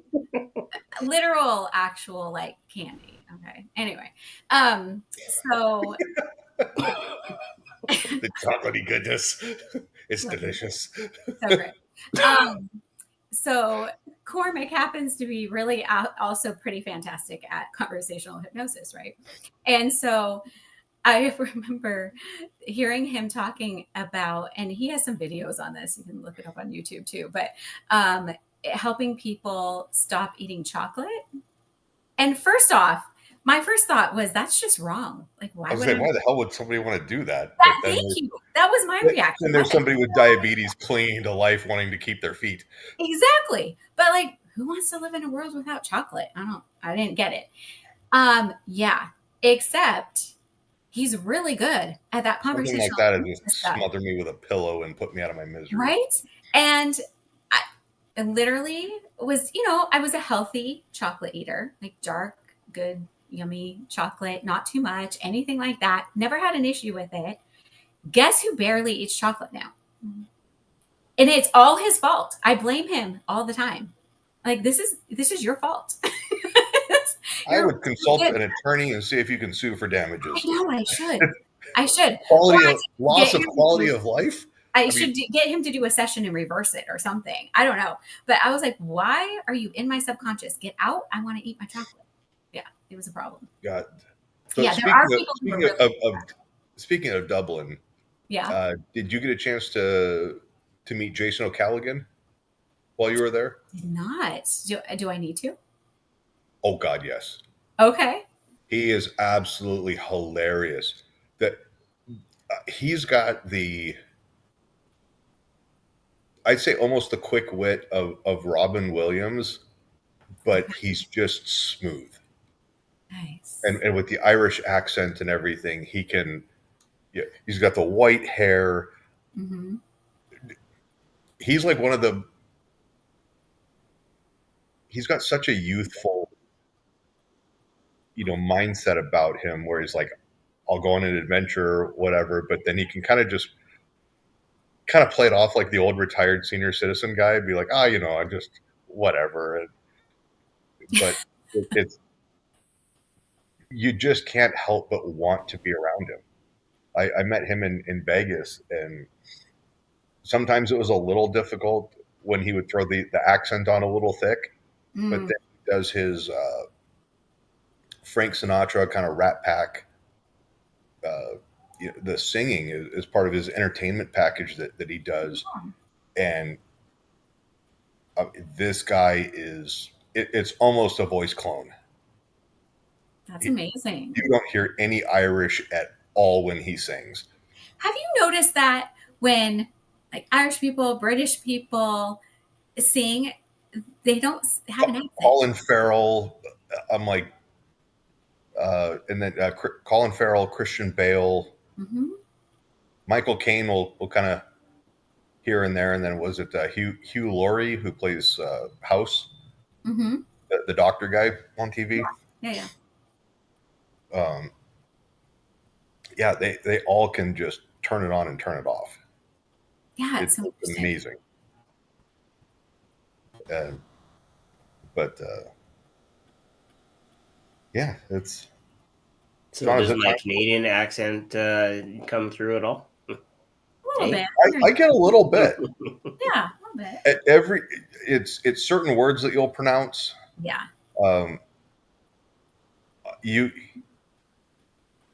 I would say you could almost pass for, Minnesota, Wisconsin. Yeah, it's very similar. But then some people, if I get, just the odd pronunciation of something, people will be like, Brian, are you from Canada? No, I'm from Southern California, man. You just talk to lots of Canadians, or at least a couple of good ones. Yeah. Yeah, the good ones.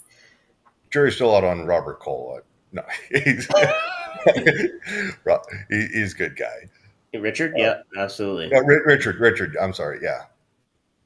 Yeah, actually, he was in the Aisha meeting this afternoon. So, has anybody heard from Grant Saunders? Yep. We were supposed to do Hypno News last Thursday, and he fell asleep. He texted me the next day and said, "Sorry, buddy, I fell asleep." I said, "Well, that's good. You need some." Yeah. I'm gonna start asking for proof of life from him, on a periodic basis. But he seems to post pictures of coffee cups and things of that nature when he's traveling. So, yeah, you get the update. I'm at such and such a service station, going in for a latte. Yeah. He definitely needs. And to somebody from the UK, that probably means something. For us, we'd have to use Google Earth and zoom in. Yeah. And see if we could see it. Where in the world is Grant today? Yeah. That's exactly it, Brian. We need to get him a red and white striped shirt and hat, and we can, instead of "Where's Waldo," we'll have "Where's Grant." It's got to be. It's got to be not striped, but it's got to be like Union Jack across the front. I did that to Jim at Hypnothoughts. We were taking his badass hypnosis course, and didn't you get him his tooth? Yeah, I said, Jim, I've got a present for you. So at the end of this, make sure, before we go and start doing this, I just want to make sure that you get this present in front of everybody. And it was the gaudiest Canadian toque with a big red pom-pom. And he had, there were strings down with the other pom poms, and it just had Canada written all over it. Oh yeah. It's like it was on just this side of having a beaver hat. And well, I told him I was bringing him something Canadian, and then I got to the airport and said, "Oh, damn it! I forgot to get something Canadian. I better do this while I'm still in Canada." So, ran to a couple of the shops, and sure enough, there was this toque. I thought that screams Jim right there. Duty free. Oh, that's fantastic! Such a great memory. Yeah. So you've got some hypnosis, or you're going to do something with us all this evening. Yeah, let's do some hypnosis. Absolutely. Okay. Let's do it. And when I'm thinking, let's do something easy. So we're going to do some of the stress release techniques we were talking about earlier, some of those somatic mind body types of techniques. And so everybody who's watching, listening, etc., can just pick their version of where they hold stress today, and we're going to do something about it. We're going to help release some of that, because I think everybody could use that. Mm-hmm. Everybody knows, right? We all have ideas. We know, your shoulders get really tight, or you clench your jaw, you get headaches, whatever it is. So just going to think about where and how you know that you hold your stress, and then that's what we're going to work on for today. And so, yes, absolutely. If you are driving, operating heavy machinery, etc., don't listen. Do this later, please. Disclaimer. Do it later when you can listen to it on the replay. That disclaimer has been there, and I always joke about it, but I did have somebody on TikTok. I was doing a live and figured we'd jump into doing some hypnosis, and I said, if you're cooking, chopping vegetables, Right. yeah, and I had a lady right back right away. She says, that's a good thing you said something, because I was actually cutting broccoli. Yeah. Sharp objects. The first thing you do with the broccoli is if you just throw it right in the garbage, it just makes the rest of dinner more palatable. Oh I agree. God. I was laughing so hard. I was listening to an episode that you all did when you were talking about broccoli on pizza, and Brian, your reaction was priceless. You were like, why? Why would you ruin something that yeah.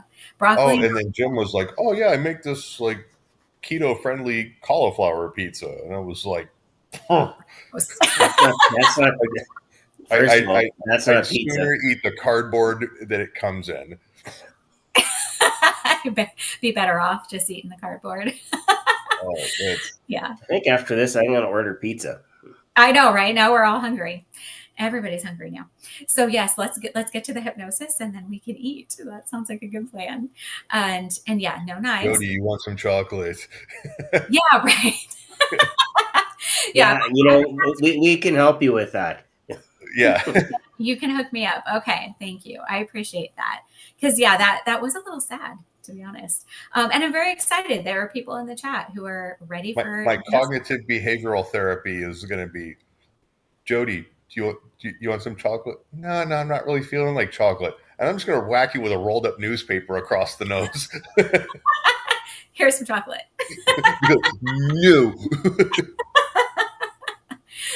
Oh, so now I get to be the bad puppy. That's awesome. All right. Okay. Y'all ready to relax and do some hypnosis? Release some stress and change the way we deal with stress moving forward. So have everybody. I need to make room for my flight tomorrow. There you go. Yeah, there. Perfect. So sit back. When you're ready, you can just simply allow your eyes to gently close, taking a nice deep breath in, feeling all that good air moving in, nice and refreshing. Moving out, just releasing any stress or any tension you feel as you exhale. Just continuing to relax deeper and deeper with every breath. Moving in, refreshing, and moving out, relaxing. Just letting go. That's right. Releasing that stress from your body and bringing your attention down to your toes and your feet. And on this next breath, I invite you to just release any tension, any tightness you feel in those muscles as you release your breath. And as you move up on your next breath, release and relax your ankles and your calves. Just relaxing and letting it all go. Relaxing your knees and your thighs, allowing your legs to just completely relax now. Knowing that you're the only one who can truly allow yourself to relax and release those muscles. And go as deeply into relaxation as you possibly can. And you can go there now, relaxing your hips, your stomach, your chest, just allowing your breathing to find its own natural pace, perhaps noticing the rhythm of your breathing, the tempo of your breathing, relaxing your arms and your shoulders, relaxing your back, relaxing your neck, moving that relaxation into your jaw, the muscles in your face, that relaxation spreading to those muscles in and around your eyes and your forehead. Eyes just closing even more thoroughly now. You know you could open them if you wanted to, but it's just too much trouble.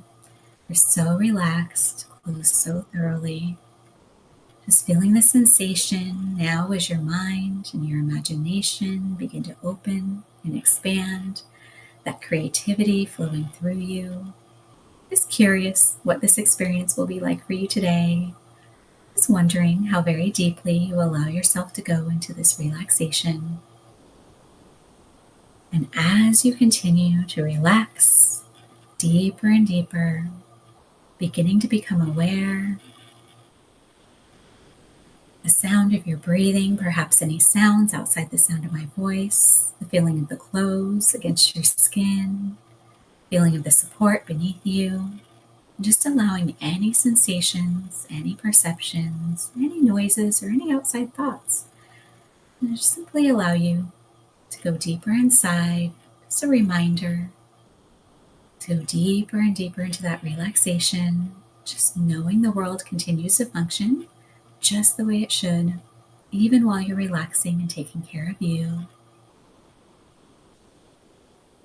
Knowing that only you can really allow yourself to go deeper than before, relaxing and feeling so calm and so comfortable. And as you focus on that relaxation now, I wonder if you can imagine a very peaceful space, a place of comfort, relaxation, and protection. Maybe a place you visited in your life, or could be a place you simply enjoy visiting in your imagination. But wherever you find yourself there now, explore that space with the imagination and curiosity you had when you were a child. Just discover what's there for you today. Maybe something comforting and familiar, or perhaps you find something pleasantly surprising you didn't expect to be there. But as you continue exploring, discover a nice, comfortable place to be seated, to settle in that peaceful space in your mind. Seat yourself there now and discover that this location has a very special energy. The power to more fully connect you with the information stored in your subconscious mind, information about the way that you processed and release stress, will be so valuable and pertinent to you today, and helping you to identify and release any stress in your life, wherever you have been holding it in your body and your mind up until this point in time. All this energy is going to support you, helping you to release that today. And as you continue to relax, I'm going to count from 5 down to 1. I'm going to find it easy to achieve the deepest state of meditation there in your peaceful space you would enjoy experiencing today. In 5, 4, going deeper and deeper. That's right. 3, so relaxed and curious. 2, and all the way down to 1. Now looking around you in your peaceful space, noticing everything that's there, I'd like to invite your subconscious mind to present to you a gift. It could be a symbol of peace and relaxation. Perhaps you can hold in your hand something to represent all these good feelings that live in this peaceful space that you can use in your life moving forward. And as you discover this gift, whatever comes to you is what's right for you in this moment. Just notice everything about it. The size and the weight and the shape, its energy. Just taking all of that in, noticing everything about the symbol that's been presented to you. and amplify those good feelings, like turning up the volume on your favorite song. Feeling that peace, feeling that relaxation, and holding on to those good feelings as we move forward in your session and in your life. Imagining how it will be useful to you in your life, how you can utilize this gift to connect you right back with all that peace and relaxation, and know you can connect with this gift anytime you wish. Simply closing your eyes, taking a breath. Imagine holding this gift in your hands. So now, keeping that gift with you, as you continue to relax there in your peaceful space, I wonder if you can imagine a stairway leading into a sacred healing space where we're going to be doing our healing work today. And that stairway can look like anything you wish. Could be a stairway you're familiar with, could be one created from your imagination. Looking at those stairs, you notice that there are 10 steps leading to that special healing area, filled with special energy to aid in your work here today. And these stairs, number 10 down to 1, also lead to the deepest levels of relaxation you would enjoy experiencing today. So as you step onto that 10th step, you may notice how easy it is to allow yourself to go deeper into relaxation, just deeper and more comfortable. Going to the next step, 9, finding it interesting that you can go even deeper still, doubling your relaxation. That's right, just letting go. Taking that 8th step, here you can set aside any disbelief or concerns, any mental chatter that would prevent you from having full and satisfying experience today. And as you move to that 7th step, experiencing your mind as a clear blue sky, open and receptive. And at the 6th step, connect with all those parts of you that are childlike and wonder and awe, filled with imagination and creativity, ready for adventure and discovery and healing. Bringing all of that with you to that 5th step, relaxing even deeper. Doing very good, just allowing it to happen. And at the 4th step, I'd like to ask your subconscious mind to begin to prepare the information most valuable for our work here today, in understanding the location of your stress and the pathway to releasing it. Moving to the 3rd step, going even deeper, knowing only you can truly make it happen. And at the 2nd step, noticing everything about your experience so far. And at that final step, all the way going down to the bottom, as you enter that sacred healing area, filled with that dense healing energy, just notice everything about it and settle in for our work here today, perhaps grounding yourself into the space. And now I'd like for you to think back to the last time you felt stress. Observe it and think about how you would describe the sensations in your body that you're experiencing. Where are those sensations located in your body?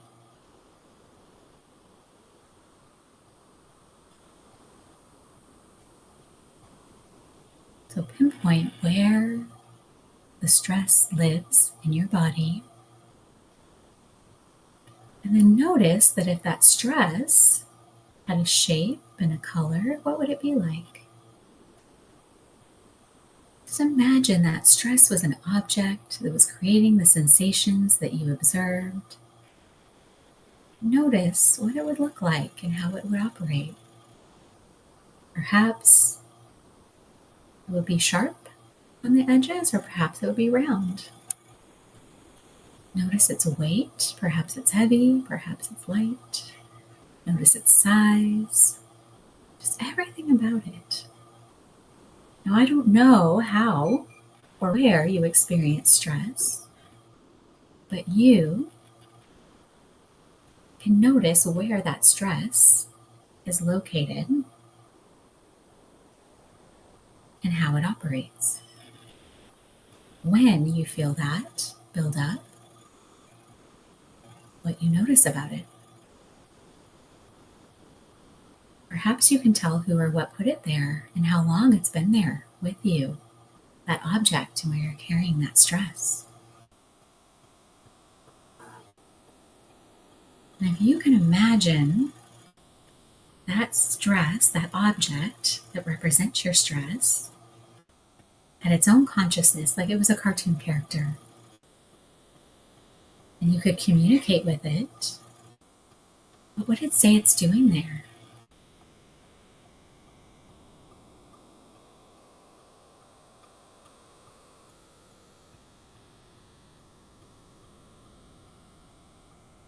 Just gather any lessons, any information from this object that's been in your body, in your energy for so long.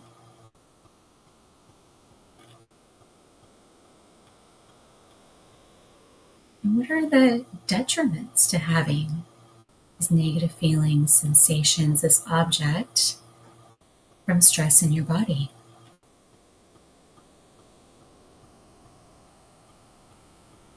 Think about any ways that it might be hurting you or hindering you in your life.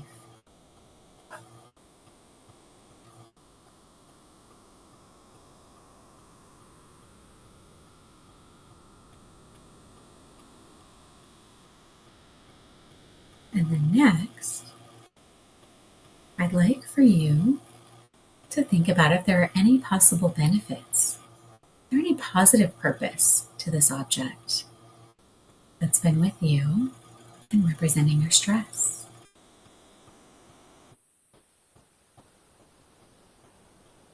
Often, discomfort or pain is our body's way of communicating with us. So discover any inherent wisdom or lessons that you may be able to learn from having had this object with you.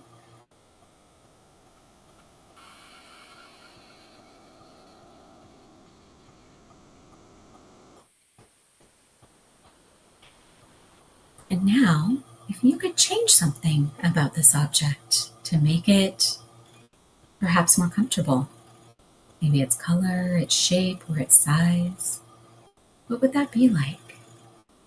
Would you like to change? Or how would it feel if this object were gone? You have the power of choice, and you get to choose to decide what change you'd like to make with this object. So as I count from 3 down to 1, you to go ahead and make that change or eliminate that object altogether in whatever way feels right to you. In 3, 2, and 1. Go ahead and make that change now.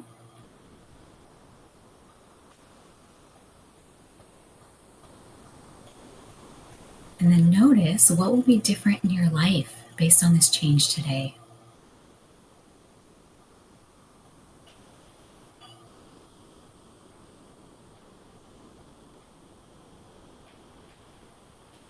How will this influence your experience of stress moving forward?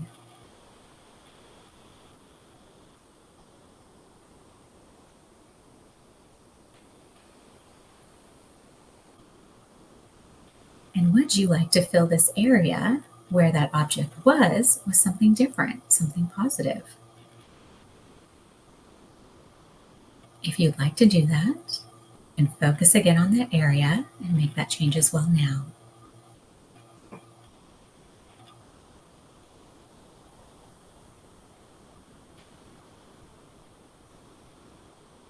And then when you're ready, I want you to think to yourself in just 1 or 2 words, what goal do you want to achieve by having changed or eliminated this physical representation of stress you've been holding onto in your body that has become a habit whenever you felt stress in the past?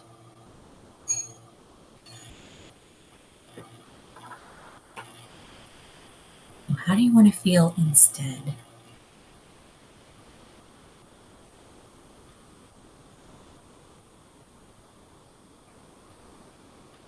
Very good. That's right.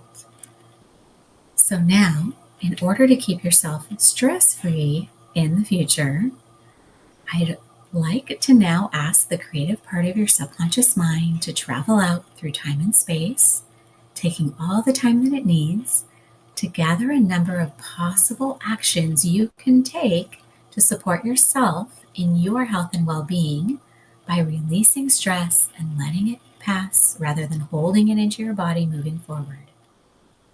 Now, these possibilities could be serious or silly, practical or impractical, it doesn't matter. Just allow your mind to gather a list of possibilities you can then examine for their usefulness following our session today. So now, allow your subconscious mind to go out through time and space, taking all the time that is needed, returning here with a list of possibilities, and the time it takes me to count from 3 to 1. In 3, 2, and 1. Go ahead and think through those suggestions now. Your subconscious works quickly. What can you do to prevent that discomfort or pain from stress from returning in the future, and to alleviate and manage stress better in your life moving forward in a healthier, more supportive way?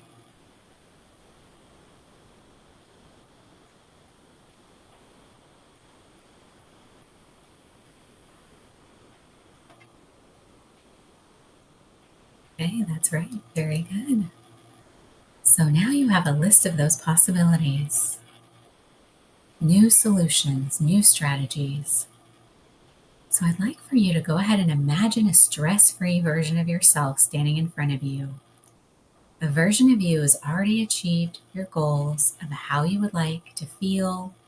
Your desired tools, knowledge, and skills have been gained. And you've removed all the unwanted holding of that stress in your body. It's going to help you remain stress-free by consistently releasing those stressors in that healthy way. And just notice everything about that future you.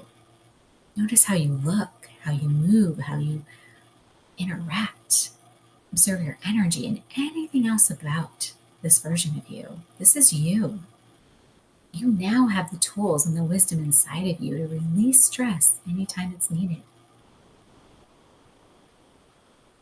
All you have to do now is take a breath, step in to this version of you. This version of you who can feel that stress, release it, just like you release your breath when you exhale. And allowing this new stress-free version of yourself to guide you through each and every moment of the future, I'd like for you to imagine what life will be like in the next 24 hours.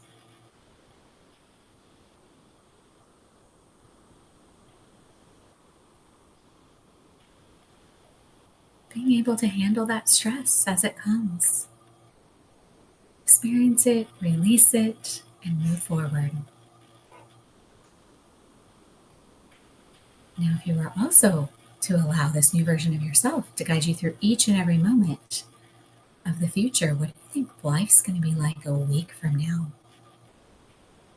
Knowing that you no longer have that object in your body, in your energy, knowing you can release that stress in a healthy way each and every day of that next week.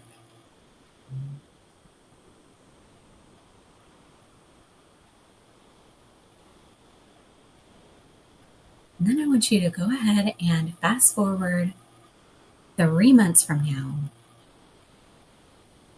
allowing this new stress-free version of yourself, using all the tools to support your health and your healing and your well-being, guiding you through each and every moment, releasing stress as it comes. How is that going to influence your experiences in your life? Being able to release stress and no longer hold it. Now reconnecting with that gift from the very beginning of our session today, remembering those feelings of peace, those feelings of calm, those feelings of relaxation, and knowing that you can take this symbol, this gift with you everywhere you go, and that it will remind you and connect you to this version of you and to all these good feelings that you've been feeling in the session today. It's a gift from you to you. Just like this time, this relaxation, and this hypnosis session were your gift to you as well. So now, as we come to the end of our session, just take a moment to check that area that you released the stress from and healed during the session, just to make sure there's nothing that needs to be addressed or completed before we finish. And if it does, you now have the tools to release it. You can do so right now. In a moment, I'm going to count from 1 to 5. I'm going to bring us right back to this present time and space in the room that you're in. But before I do that, I'm going to remind you, you're going to remember everything we've done and said in the session today. Your subconscious mind is invited to continue the work that we've begun, continuing to reveal to your conscious mind even more wisdom and deeper understanding of how to process and release stress in that healthy way in the days and weeks to come, manifesting the changes and healing that were initiated in this session. So now we're turning us back here in 1, 2, 3, beginning to come up to awareness.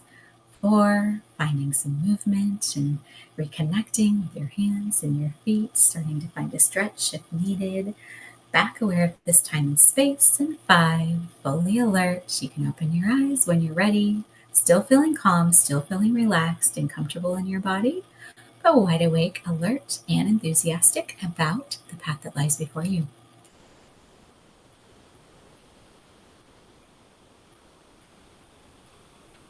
All right, and so Brian, when you are ready, feel free to come and join Shawn and I.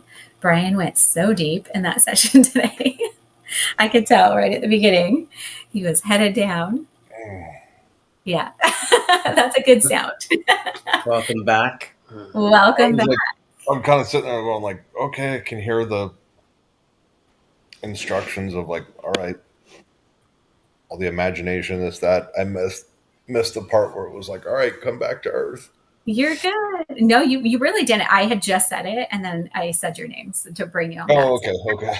No, it wasn't. It was like 2 seconds. You're good.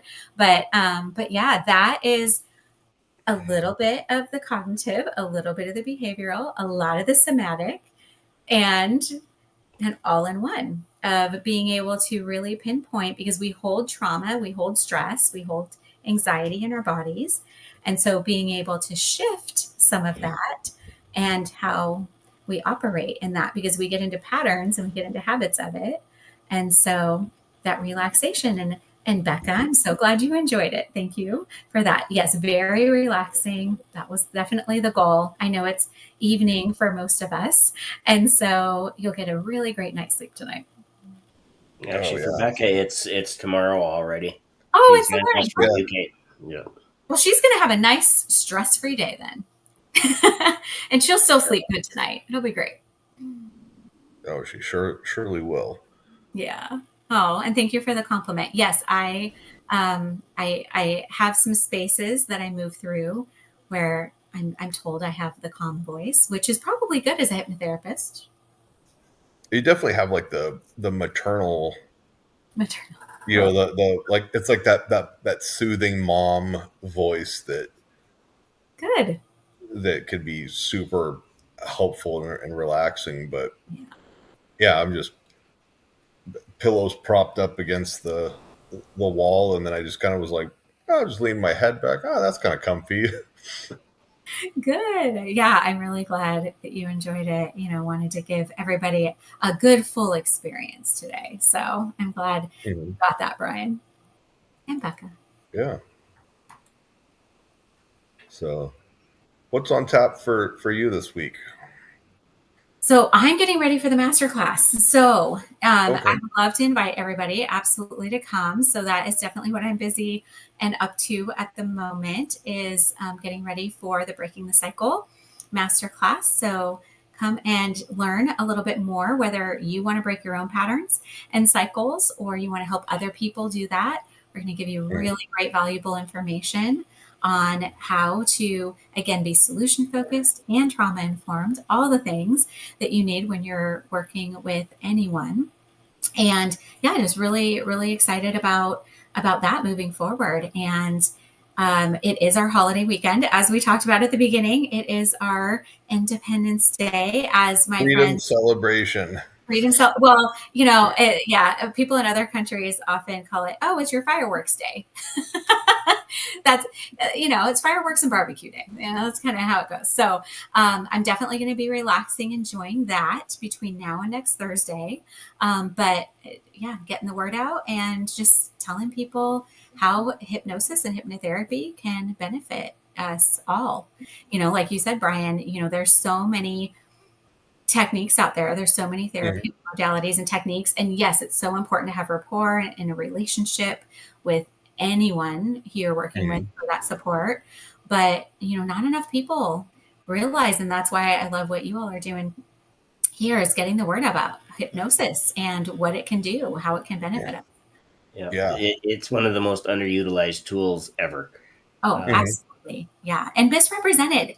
That's the thing is, we need to get out there and talk about what it really is and how it can really help people versus, just the stuff they see on TV. Yeah. Oh, yes. That's one of my pet peeves. Me too. Whenever I teach about hypnosis, I usually have that's either within the first 20 minutes or it's within the first 3 classes where we talk about how the media uses it to drive a plot forward, not to show reality. Yeah. Exactly. I call it the 1700s pocket watch. Yeah. And I was thinking the 1970s wide-eyed stare. Yeah. Oh, the 1970s, stare into my eyes. You're getting so sleepy. Yeah. It's I was funny. thinking a little more 1984 George Orwell, but that's just me. Well, but it's all of the above, isn't it? Mhm. And that's the thing is, I try to myth bust a lot and break through those barriers and make it more normalized. Like you said, so it's not just about, driving the plot forward. That's a really great way to put it, and sensationalizing things and making it seem scary and weird or, something that's, out there, and people don't realize how underutilized it truly is. You're right, Shawn. So I'm glad that you're doing this so that people can experience these things in real life and see that it really is just relaxing on purpose for a positive purpose so that we can access the 90% of everything that's going on behind the scenes and really get to those root causes faster so that we don't have to hold on to things for decades and generations and pass them on. So thank you for having me today and allowing me to do that. And Jodie, I'm going to actually reach out to you offline, kind of on some administrative things with Washington State and Okay. and things like that. So kind of pick your brain or at least get some guidance on how to go about some stuff. But yeah, that's wonderful information, and yeah, I'm looking forward to if I've got the ability calendar wise for the master class, I definitely want to jump in on that. Yeah, I signed up today. Oh, great. Okay. Thank you. And please know that if it doesn't work out calendar wise, still register. I will send you a replay. Don't worry. So yeah, if you get signed up for it, you'll be able to review it later if you need to. I just want to make sure, like I said, as many people as possible are able to come and join us. And I'd love to see you there too, Brian. And Shawn, thanks for joining us. It's going to be great to see you. Absolutely. That was wonderful. So yeah, I think, God, we've got 2 hours and 20 minutes almost. Like, time flies when you're having fun. Time does fly when you're having fun. Absolutely. Thanks for spending so much time with us, everybody. One of my favorite stories, and I'll tell it really quickly, is when Brian and Jim decided that they needed somebody to run the tech behind the scenes so that they could focus on the interview, and somebody to keep them in line. They brought me on, and I think one of the first 2 or 3 episodes was with Wendy Friesen, and we went like 3.5, 4. Like there's 2 different live casts in the bank. Yeah. It went like 4 hours with her, and it's like, okay, obviously I can't keep you guys in line, so. That was one of those things where it was like, we just kept going and going, and it was like, yeah, and I do this, and then I've got some of this stuff, and it was, it was really good. But 2.5 hours, we're right on par for, where things usually get to with the podcast, and the goal is that we're going to start hopefully this summer getting things into Apple Podcasts and Spotify, so that we can start growing the viewership that way as well. But more so, and more to the point, making sure that we have the legacy that Jim started, and we'll have that legacy series. Bring that to fruition. Yeah, which is something that he wanted to do with the podcast last year. So that'd be amazing. So yeah, at some point you'll be on Apple Podcasts and Spotify. Fantastic. That'll be great. I will spread the word. Absolutely. Yeah, and then Jodie, performing Hypnosis Summit in January 26th. Okay. Will you be jumping down to Vegas with us, or is that a possibility? It's a possibility. Okay. Yeah, it's possible. Okay, so you can actually meet an actual starship captain in person. Ooh, with the costume. Right there. You see Shawn in the costume, job, Brian. you see Shawn in his Star Trek costume, and you just think it's not a costume; it's a uniform. It's a uniform. Okay, identity, Brian. That's right. If I had 7 of them, I'd wear one every day. Perspective. But yeah, you see Shawn in the uniform, and you're just like, God, that guy works out.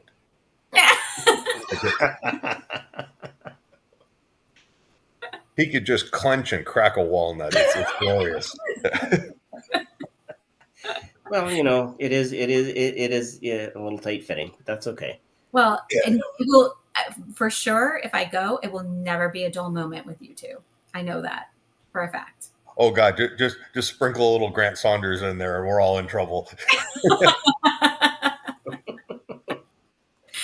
Good incentive there. Yeah, the 3 of you in one place and a uniform. Mm-hmm. Great, men in uniform. It's a big draw. Just saying, absolutely. So, all right. Well, I think that brings us to the end for now. And we always say for now, because guess what? There's always opportunity for you to come back and keep us updated on some of the cool things that you're doing, and new initiatives and so on and so forth. And Brian and I are here Tuesday nights. Tune in next time when you hear me say, "Welcome to Hypnosis Hero." You'll know you're here. Exactly. Until then, take care, stay well, and be awesome. And stay free, everybody.